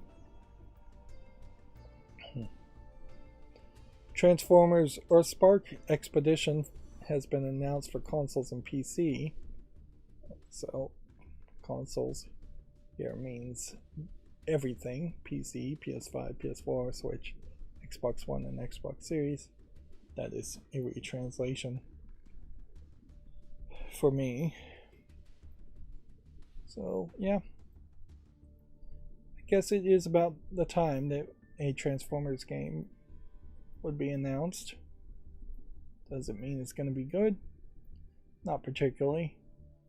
Do I wish it was good? Yes. That's true for most games, though. A 2D roguelike. What is that? Guess I've got a pop-up at the top here. Either a plugin failed or they want to install a plugin. Whatever. I'll look at that later. A 2D roguelike game called Necrosmith is coming to the PS5 and Switch on July 6. It's currently available on PC. I've done a kind of bad job as far as these Vampire Survivor type games, just kind of dismissing too many of them. As we can see, this one was probably overlooked by me. Either I didn't see it or I dismissed it. So I'm going to put this on the follow list and make a YouTube short on it. Let's see, Nobunaga's Ambition Awakening pre-orders are now available. The Switch pre-orders open up on June 29th. A crude, humored action RPG called Evil Wizard is coming to the PS4 and 5 and the Switch in Q4 of 2023. Let's see, it's going to be an Epic Games Store exclusive. That being said, it's already out on Steam and Xbox One and Xbox Series. So I guess it's not really an Epic Games exclusive.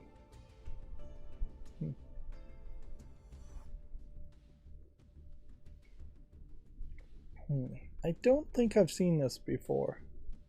Or more accurately, I'm hoping I haven't seen that before, because I don't want to find out that I've developed a habit of overlooking games. But I probably have. Particularly when I'm tired and just burning through games very quickly. Former Funcom, Lockwood Publishing, and Bohemia Interactive leaders have established a Red Rover Interactive to evolve survival genres.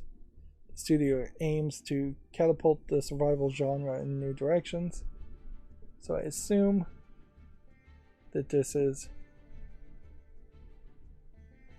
people. There's a full list here of 5 people that are being implied to be the big names that worked on these games, and they're trying to steal more credit than they probably deserve on these games that they worked on. Conan Exiles, Dune Awakening, DayZ, A Vac in Life, never have heard of it. Crisis 2, Rise, Ghost Recon. Well, let's just eliminate DayZ because I don't think that's a well-received game. Let's eliminate Rise because I don't think that was a well-received game. Let's eliminate Crisis 2 because that's a very old game. Let's eliminate A Vac in Life because I've never heard of it. Ghost Recon is an old game, so there's a decent argument to eliminating that. And then that just leaves you with Dune Awakening. Alright, and then Conan Exiles, which 50-50 on that.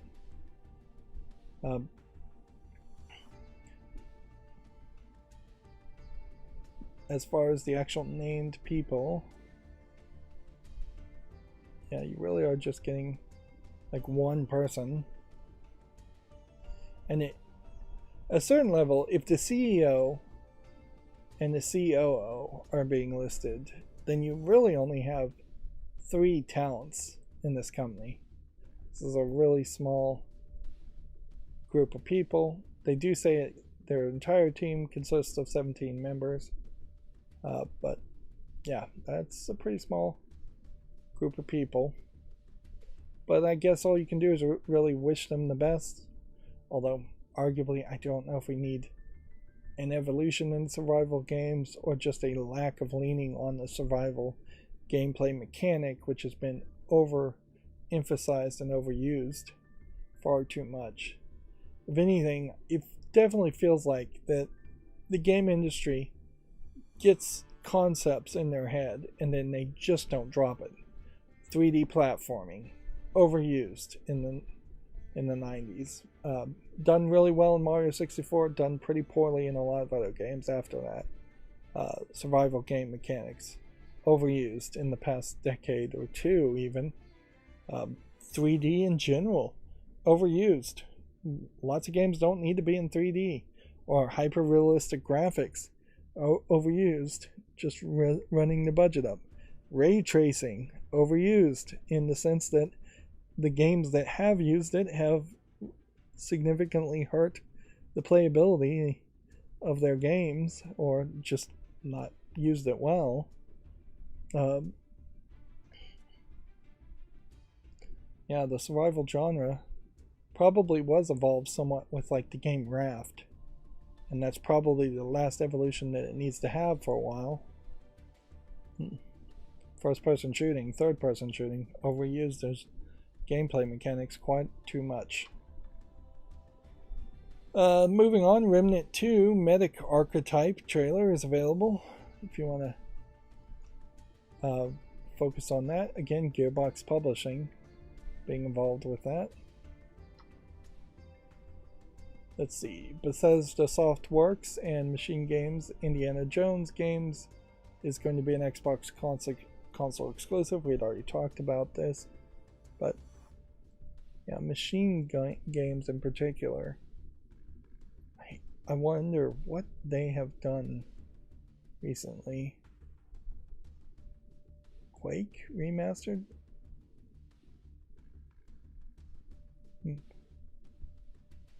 See, Bethesda Softworks was acquired 2 years ago.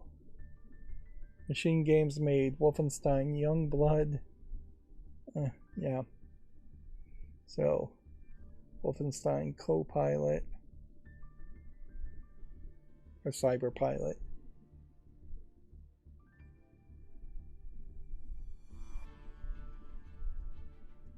Yeah, I don't think Machine Games. I feel like their company was called Machine Gun Games at some point, but that might be a different company.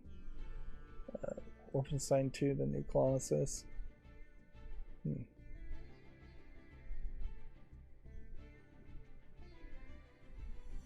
So maybe they were involved with the Wolfenstein reboot, which weirdly they have not finished the Wolfenstein reboot series.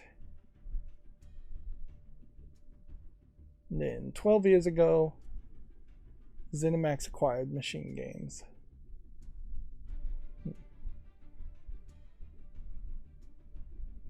Sweden-based developer Machine Games, established in 2009, by the founding members of Starbreeze Studios, the team behind the Chronicles of Riddick, Escape from Butcher's Bay, and The Darkness.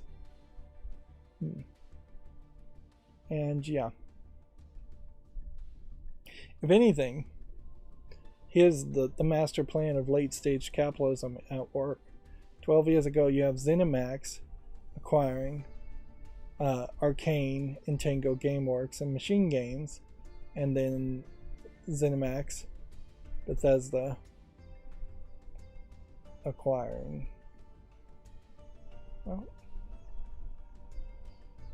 yeah, ZeniMax acquiring Bethesda, and, or no, they already owned Bethesda, but ZeniMax being acquired by Microsoft. That's what I'm trying to say. Yeah, the medium fish eats the small fishes, then the big fish eats the medium fish. And at the end of the day, you have an oligopoly where there's just a small handful of corporations that have so much influence and power and money that they effectively are controlling the lives of every human on the planet,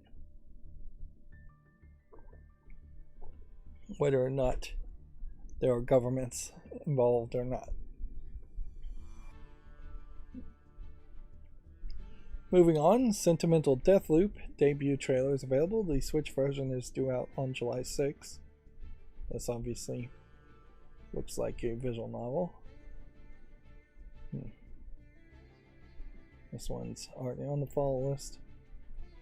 Yep. This was the time-based, time loop, kind of point and click visual novel game.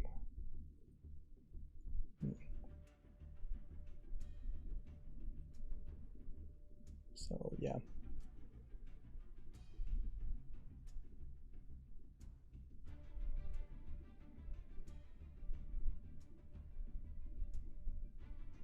Is there anything else to say there? It's just this debut trailer, which has Nintendo on it, so I'm not going to show it. Moving on. Sunsoft plans to crowdfund a crowdfunding campaign to port 3 Famicom titles to Switch and PC, which it's probably a little late to be kickstarting any port to the Switch. And if you do kickstart a port to the Switch, then you may very well, halfway through development, drop support for the Switch and only have a PC thing, which would cause controversy. Certainly if somebody backed a Kickstarter because they wanted the Switch version, and then all of a sudden Nintendo's not even making or selling Switches anymore because they've moved on to their next console. Although I guess since these are Famicom Japanese games, it probably wouldn't take that long to port them. Just run a simple emulator on them and call it a port. These are not games that I think anybody in the West would have any interest in or even recognize. So yeah, I don't know how many Japanese fans are out there that really would kickstart things. Inherently, if it takes the same amount of money to port a game via Kickstarter that is popular in the West versus as it does to port a Japanese game, then there is a heavy burden on the Japanese audience of Kickstarter supporters to pay a lot more money. There's way more Western gamers than there are Japanese gamers, or Eastern gamers. Well, Eastern gamers that would support Kickstarter at least. Moving on, Genshin Impact version 3.8 update Secret Summer Paradise launches July 5th, which I suppose is still relevant to talk about Genshin Impact. Yeah.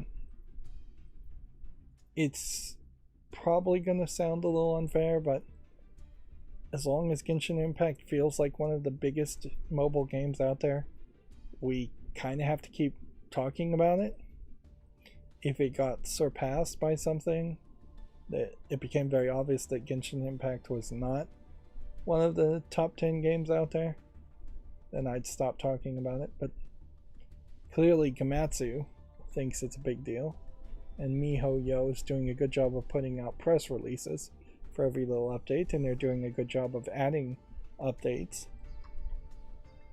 So that brings us to GameDeveloper.com articles.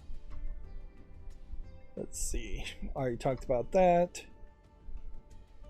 Industry vets have formed Red Rover to evolve survival genres in the pursuit of infinite engagement, which, yeah, that does not sound like something I would want to engage with at all.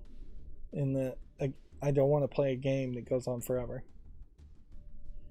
Conan Exiles is kind of a interesting game in that it really caught everybody's attention just because it was willing to have nudity in the character selection and genitalia size manipulations, and was kind of going for that heavy metal style of attitude in which it was going to be men and ladies in loincloths with a lot of skin showing.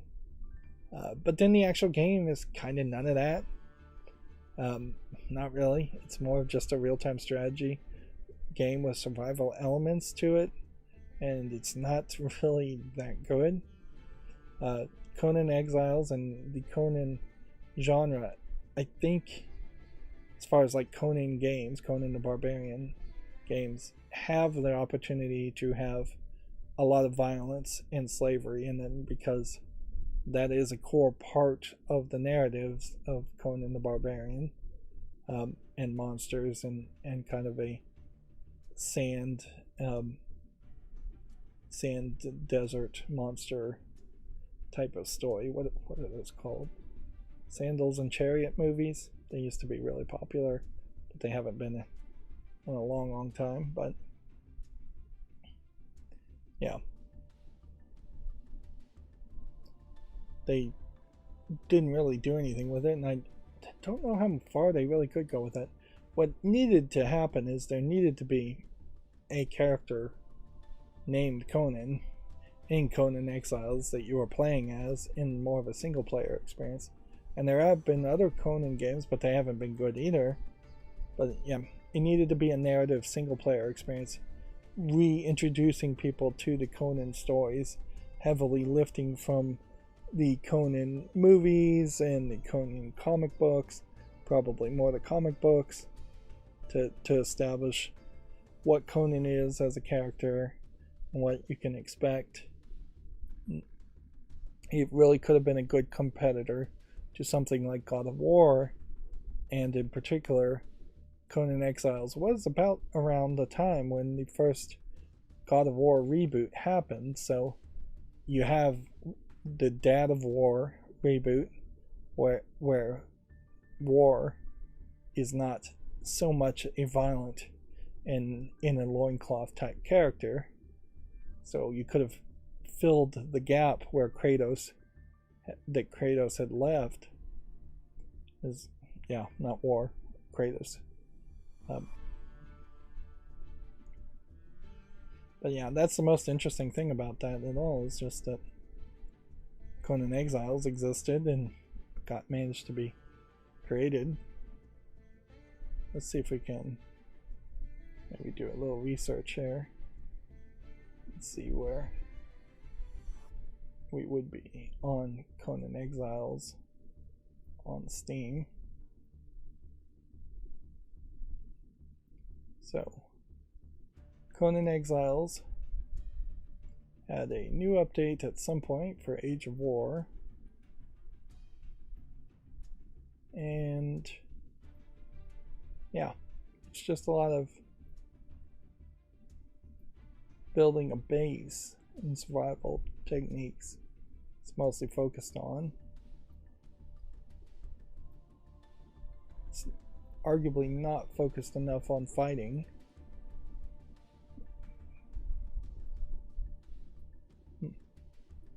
Does look like there might have been some slight improvements here, but noticeably also the advertisements here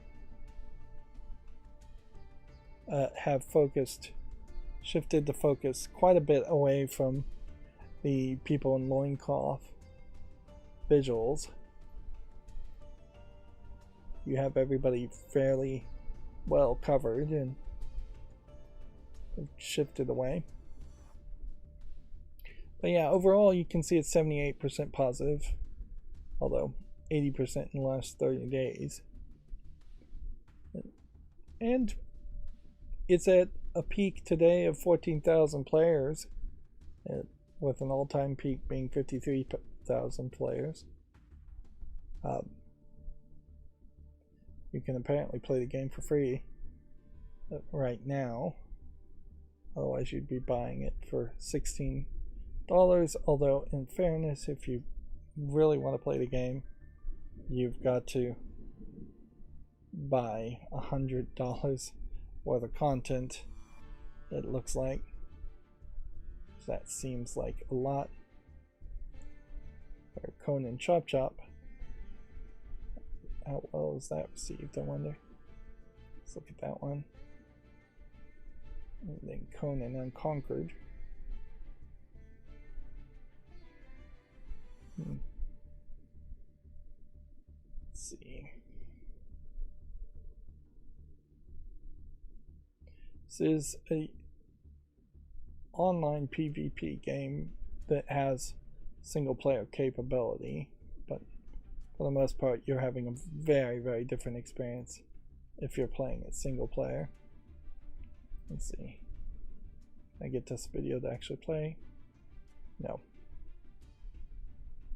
I think this is the intro video where you're playing as a character who's crucified and you're taken down by Conan, I believe, from being crucified, and that's where the game starts, and you make your custom creation character. Conan Chop Chop going for more comedic. Totally missed the mark, I guess, because it is mixed reviewed. And then Conan Unconquered from 2019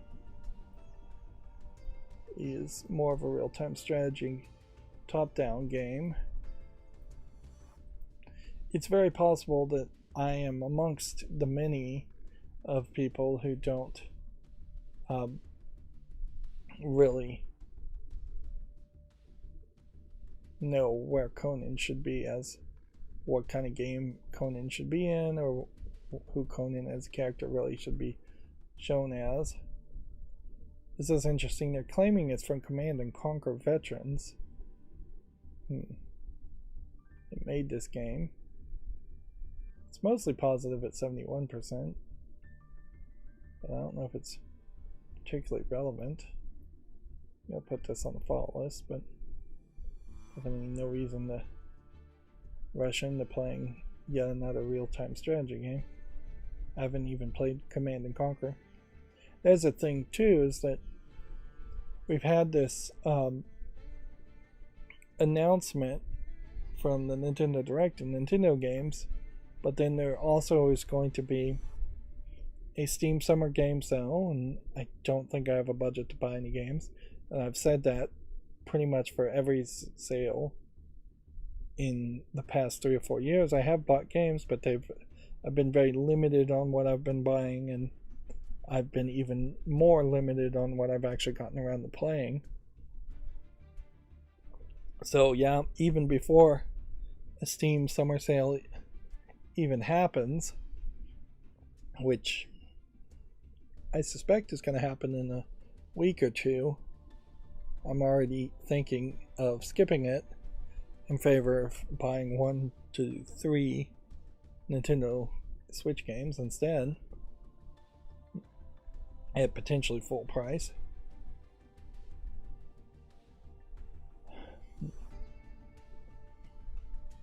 Moving on, I'm losing momentum here. Other Side Entertainment gets a new investment from Aonic Group. I don't know either of these companies, but check out GameDeveloper.com if you're interested.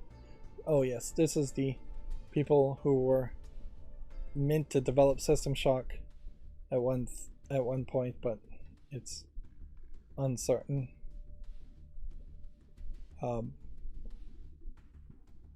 If that's ever really going to happen. I can hear it's getting stormy outside my house too, so we may lose power. Let's see. we already had talked about this before, but Sony says it's prepared to cut Activision Blizzard from PlayStation 6 plans, which really just means they're not going to give like secret proprietary details to Activision Blizzard if Activision Blizzard is acquired by Microsoft for sure, but I wouldn't be surprised if they probably wouldn't give it to Activision Blizzard anyways. This picture is awful visually. Man, talk about the worst possible logo. Like, that just hurts my eyes. Call of Duty Warzone's original version will be shut down in September. We already talked about that. Microsoft killed the PlayStation 5 version of Bethesda's Indiana Jones game, which we already talked about that. E3 may be cancelled. We already talked about that. So, last time I said I had set up a trigger on this interstitial slide, this follow list cleanup, to turn on the auto blur, and it didn't work. So I went back and changed some coding, and I hope it has worked. We will see. So far, doesn't look like it worked. Nope, didn't look like it worked. Yeah, didn't work. Okay, well, I don't know what's the problem there is, but I'll have to deal with it more later. Can't do anything as far as follow list cleanup for this game. It's not out yet. It's coming out in approximately 13 days. At a certain level, I suppose if I got my follow list just super tight, down to say 20 games that were coming out, then I could say, hey, this game is coming out in 13 days, or supposed to come out in 13 days, and now would be a better time to make the first YouTube short around this game.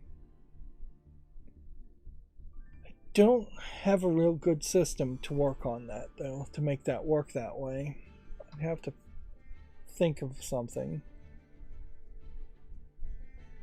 Here we have one from April. Gwynblade. I think I could fairly easily say no to this. Yeah.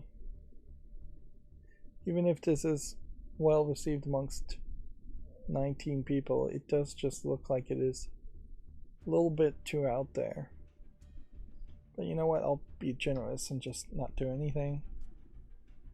And then Gustavo Kingdom Rebirth. We'll have to say no to that because there's no relevancy to that game. Gustav Vasa Adventures of Dailies, or Dallies. I'll have to say no to that. It too is irrelevant. Gunwatch from January of 2023 is irrelevant, so we can get rid of that. Guns GB box is a VR shooting simulator. I'll leave this. Well, it has been in early access since February of 2022. I think I have to say no to this too. Mostly because it's a VR game. Also, but mostly because it's early access still. Guns and Runs from 2021. Obviously, we're going through all the G's alphabetically. That can go. Gunman and the Witch.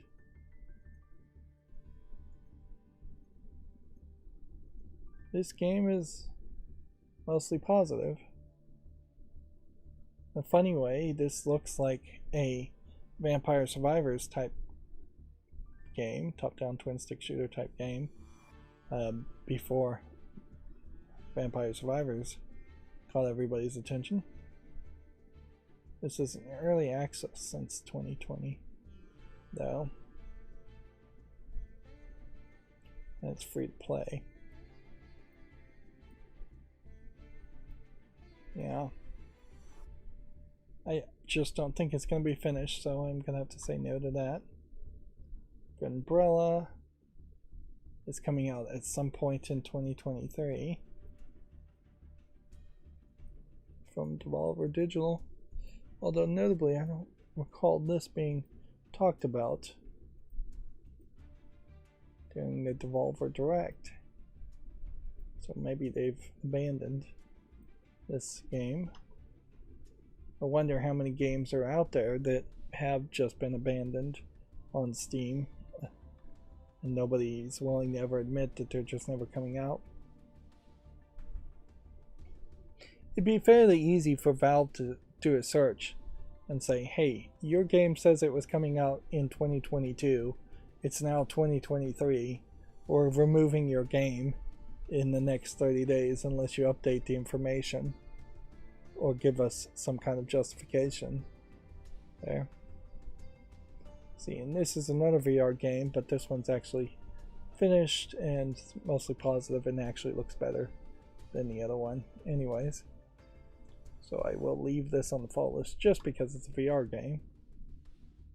Guild Wars 2. Is Guild Wars 2 an MMO? Yes, it is. So I don't know why I ever had it on the following list in the first place. Oh, actually, you know what I may have done, now that I think about it, is I may have picked the wrong interstitial thing, and this slide may trigger the auto blur. Fingers crossed, I guess. Nope. That was hoping for too much too. Alright, so we have Monopoly Madness. I, for a brief couple of days, played a Monopoly game on my phone, but it did seem like it was this weird live service type game that just didn't really make a lot of sense to play. It wasn't really Monopoly so much as it was a resource set it and forget it type game. De Nouveau Ubisoft account, third party EULA, online PvP and single player. I wonder if the mixed reviews have to do more with De Nouveau or if this game is just yet another kind of bad game with Monopoly being slapped on it by Ubisoft and Hasbro not caring. Like, at a certain level, I guess Monopoly shouldn't be popular.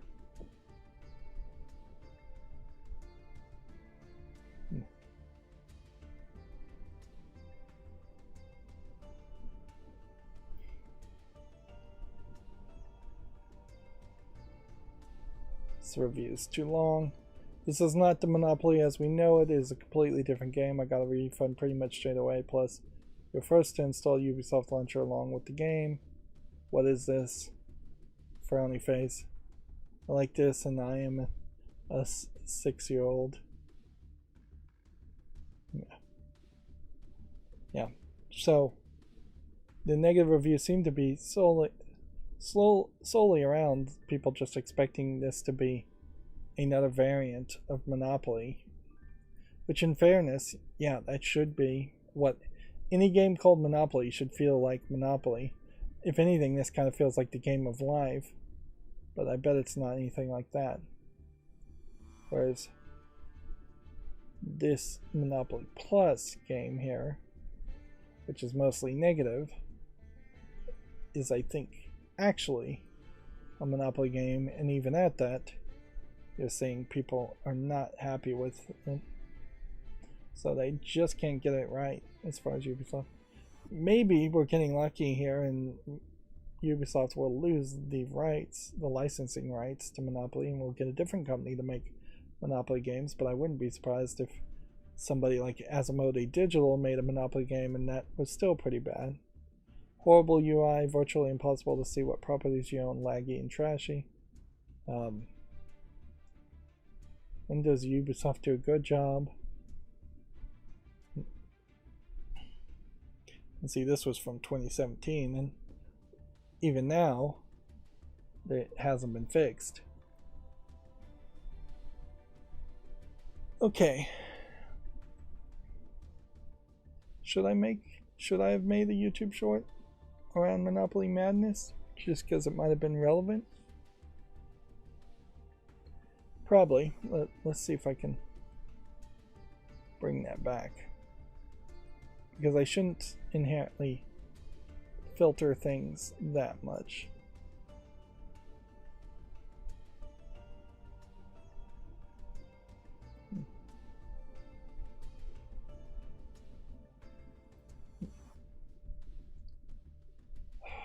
How am I going to do this?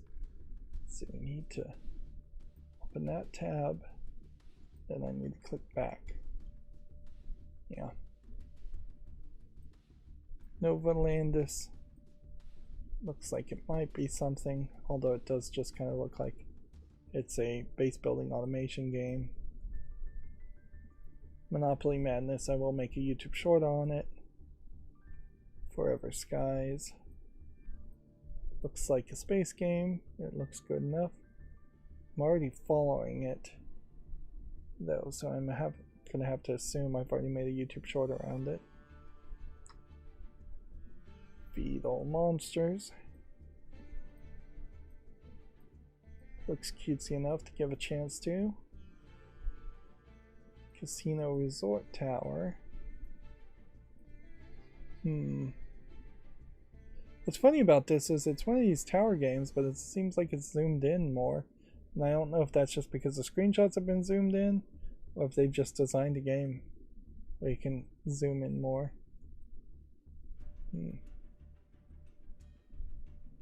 Feels like you're doing something slightly different by making a casino resort tower instead of just a weird tower that has a little bit of everything in it.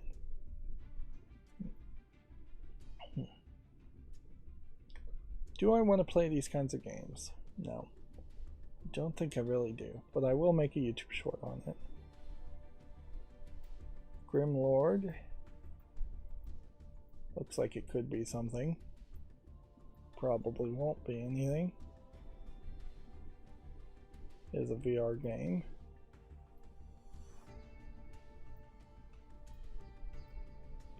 Run On. I guess I need to be a little bit careful on making YouTube shorts on these types of games, because my first instinct is to say, oh, well, this is just a Fortnite type game that probably will never become popular, but I shouldn't make that assumption. These kinds of games do have that young kid audience, and it is worthwhile to make YouTube shorts around them, even if they are the kinds of games that I would never really give the time of day to. Hookah Cafe Simulator. Well, if this looked a little bit more visually polished, I might have said yes to this, but really this just feels like an asset flip game. Honestly, I just don't buy the idea of a hookah cafe looking that weirdly looking like a 1950s diner. Dating Simulator here also looks like an asset flip garbage game. I'm gonna say no to that. Pipe links. Yeah, there might be something there. Endless Effort is an adult game. Didn't quite realize that for a second. And I think they've potentially created a miracle concept here, in that they have asset flipped 3D CGI models of males and females and put them in all probably one of the best scenarios possible for them to be in if you're going to show them off as just naked bodies, outside of just actually depicting sex, which is also half of this game. Instead of the lazy static puzzles, you have a infinite runner game where they're running around an island and collecting little gems, and then it looks like the gems unlock different poses for a simulator posing mode where you can then mix and match characters and have them do different sexual acts.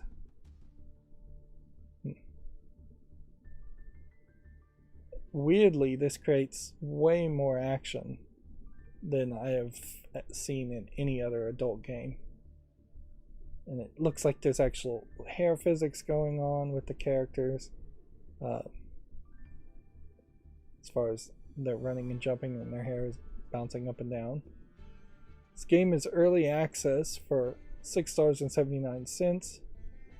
Supports English, French, Spanish, Japanese, Korean, and Chinese. The name is a problem, though.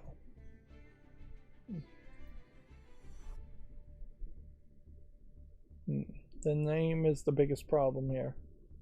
Even if you are fairly open about the games, playing adult games,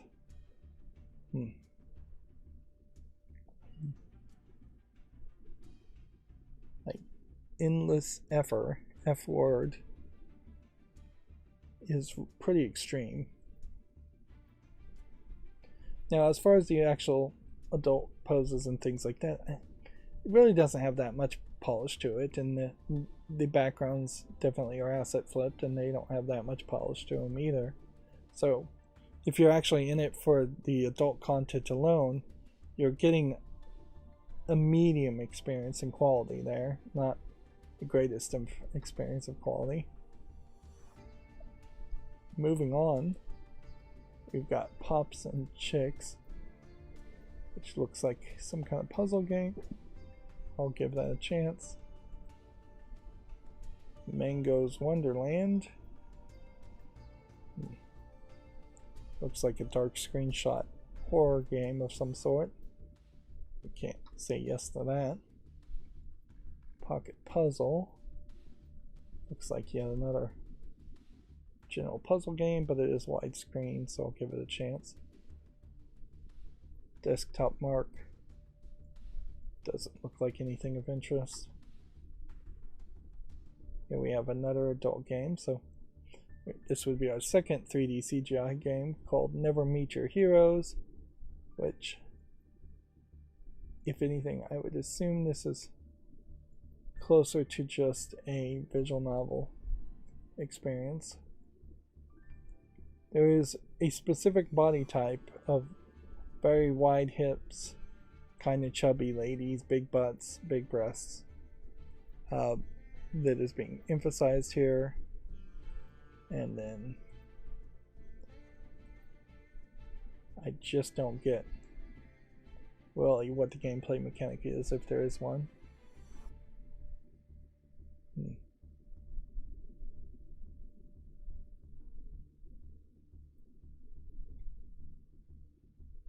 Yeah, I just don't have a clue as to what is going on here as far as the gameplay. You know what?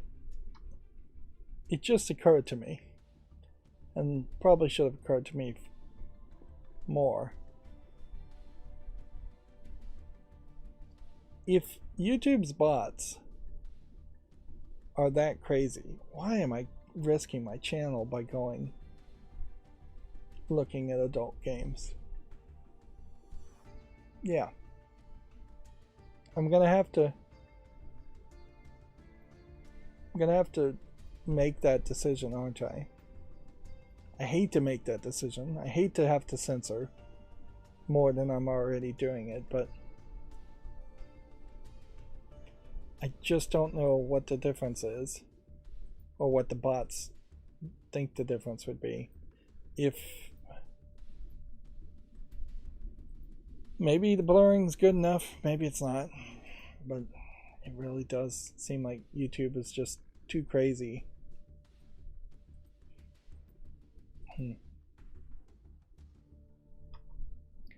Yeah, I think we have to say goodbye to the adult games.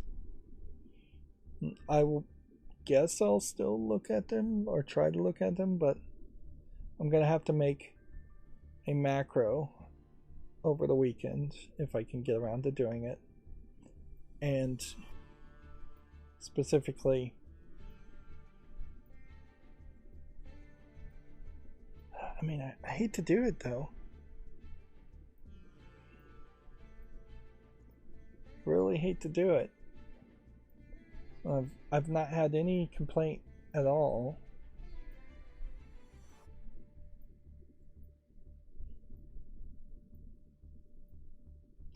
Yeah, I guess I'll leave everything as it is. I don't know. Maybe I'm just doing it well with the censoring and the blurring, and that's good enough. Maybe there's just a difference there. I don't know. Anyways, this game seems to be a combination of little mini games. Doesn't look particularly unique. And I noticed that like Biden was one of the words there as far as just names of people, so it doesn't feel like this is a troll political game, but it might be. Regardless, I'm gonna say no to it. Here we have a game called Finally in Love, which looks like it's probably a Korean otome style visual novel. $29.99, English and Japanese. I'll give that a follow, I guess.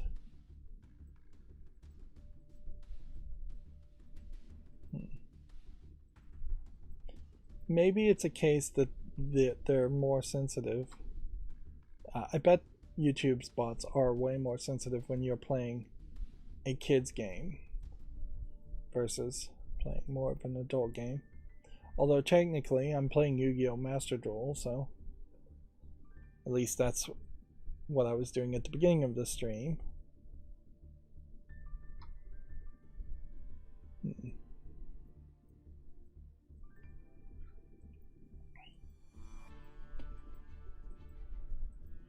This is really a case where I really just wish there was better communication.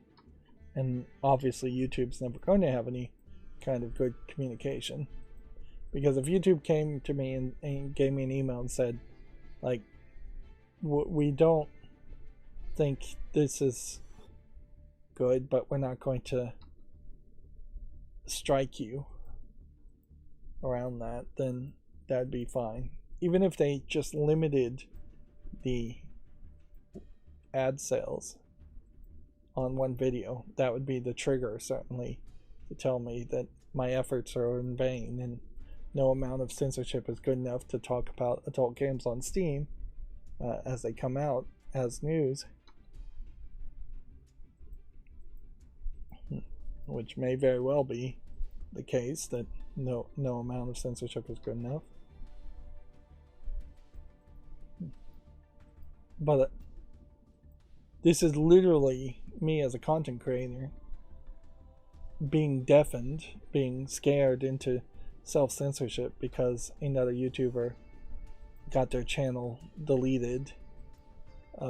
Although in all fairness, I guess the real lesson to learn from that is don't fight back. Which I mean, that's what they tell rape victims, basically, is don't fight back, you'll just get hurt more. Uh, this is the situation content creators, I guess, are in with YouTube, is you just don't fight back. If you get demonetized or you get a community strike or something, just accept it and move forward. Yeah, the one thing I definitely would have done differently is I would have just edited out that part of the video, which is not what that content creator did. He instead tried to dispute it, but still, it's ridiculous that disputing it then also all of a sudden gets it escalated to a higher level of punishment on a different claim. Do I want to make YouTube shorts on these solitaire games? We're not getting enough of these solitaire games to really make a special rule to say no to them, so I'm going to say yes. But I'm not going to play a bunch of solitaire games. I guess embracing the phrase of Star Trek, boldly go where none have gone before. Our next adult game on Steam is called Sex Story Ruby and Hunter Episode 2. 3D CGI characters, perhaps a little bit more colorful this time in the hair color and the skin tones. Seems like it's just these two making out in a nice apartment with a pool amongst the 4 or 5 screenshots being shown here.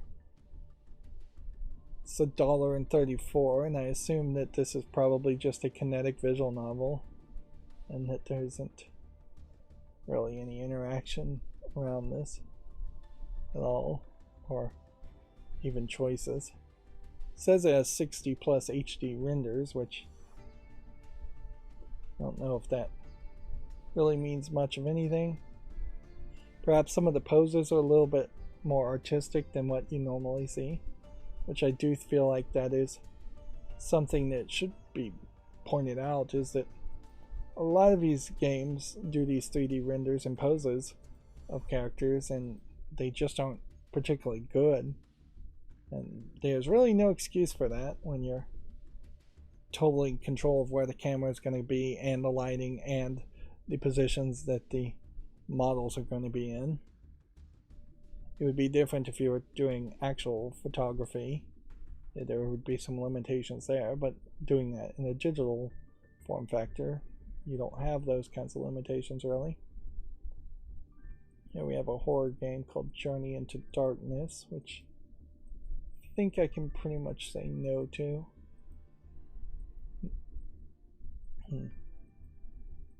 I'd almost give it a chance, but it's just a little too much dark screenshot syndrome. Yeah.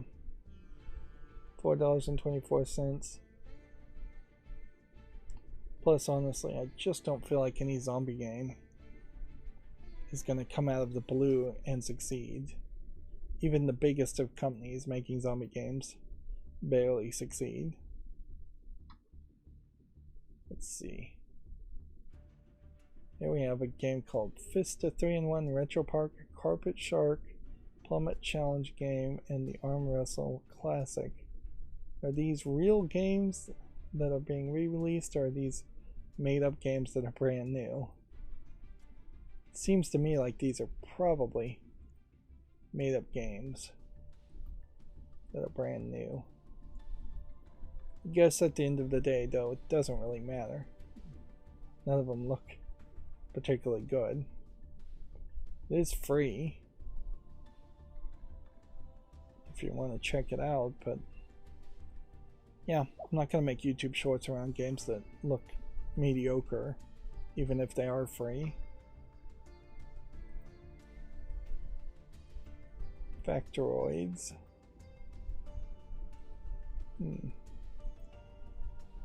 I'll give that a chance. It's probably not good enough for me to really want to play, though. How many more games do we have to talk about? Now, we weirdly may not have any anime adult game styles or any fur games. Happy Wagon. This feels like Oregon Trail, except for maybe easier.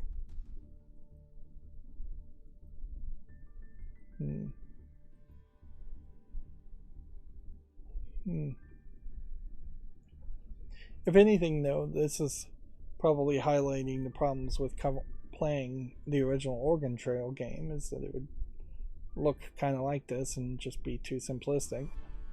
So I'm going to say no to this.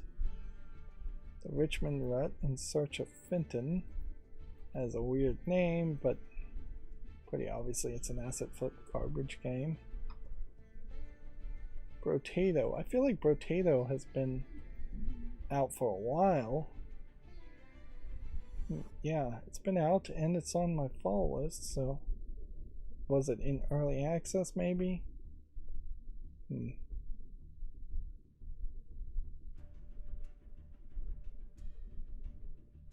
Version 1.0 just came out, so it came out of early access. Alright, I'll make a new YouTube short around that. I'm pretty sure I didn't ever actually make the original one, because this would have been a game that was on the fall list before then. Downhill Pro Racer. I guess I would like to see a game like this actually succeed, so I'll give it a chance. Desktop Dinosaur. Looks like it isn't really a game, so I'm going to say no to that, although it is kind of cutesy. Tamagotchi style dinosaurs living on your desk.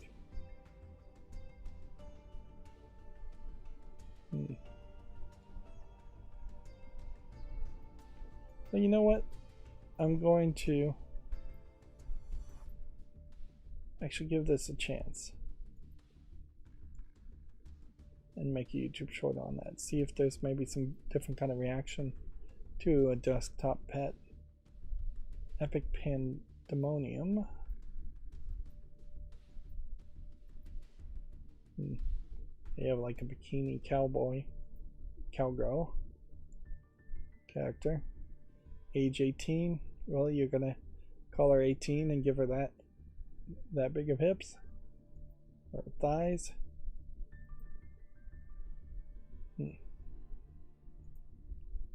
Go with that.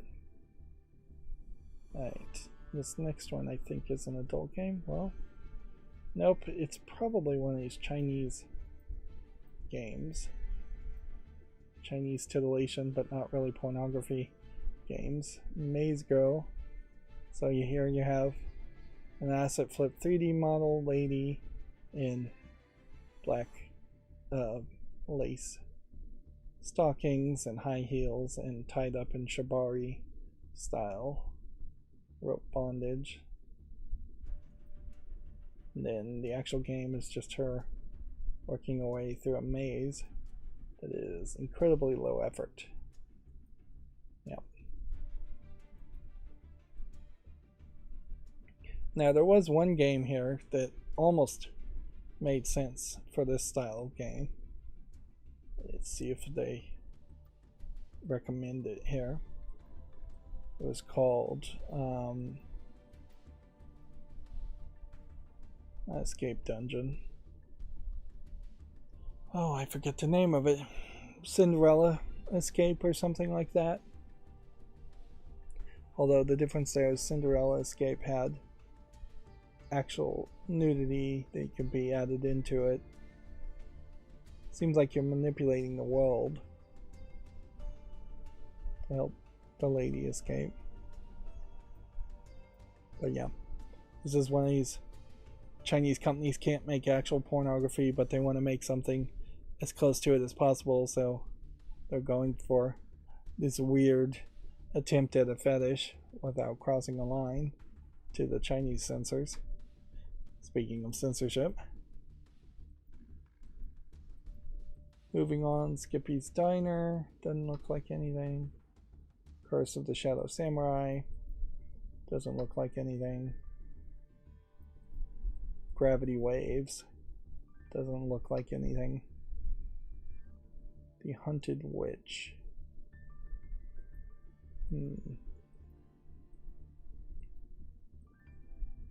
I suspect this is nothing, but I kind of want to give it a chance.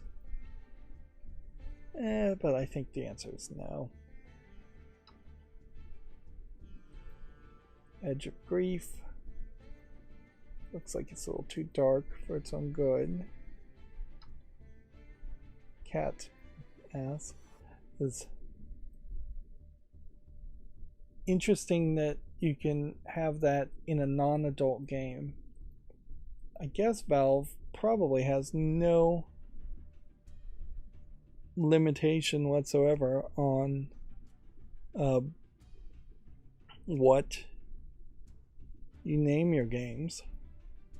So I'm sure maybe they would flag something if it was just obscenities nonstop. I don't feel like this game is much of anything. I think you're literally just swiping things off the edge in a non-stop pattern when the human is not looking.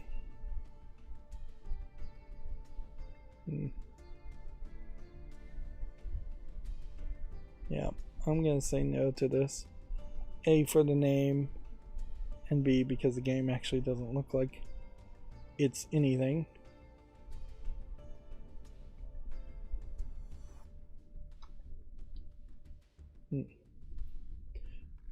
And even if Steam doesn't have a list of things you can't have in your title, YouTube certainly does. Almost certainly. Well, Mop of the Dead.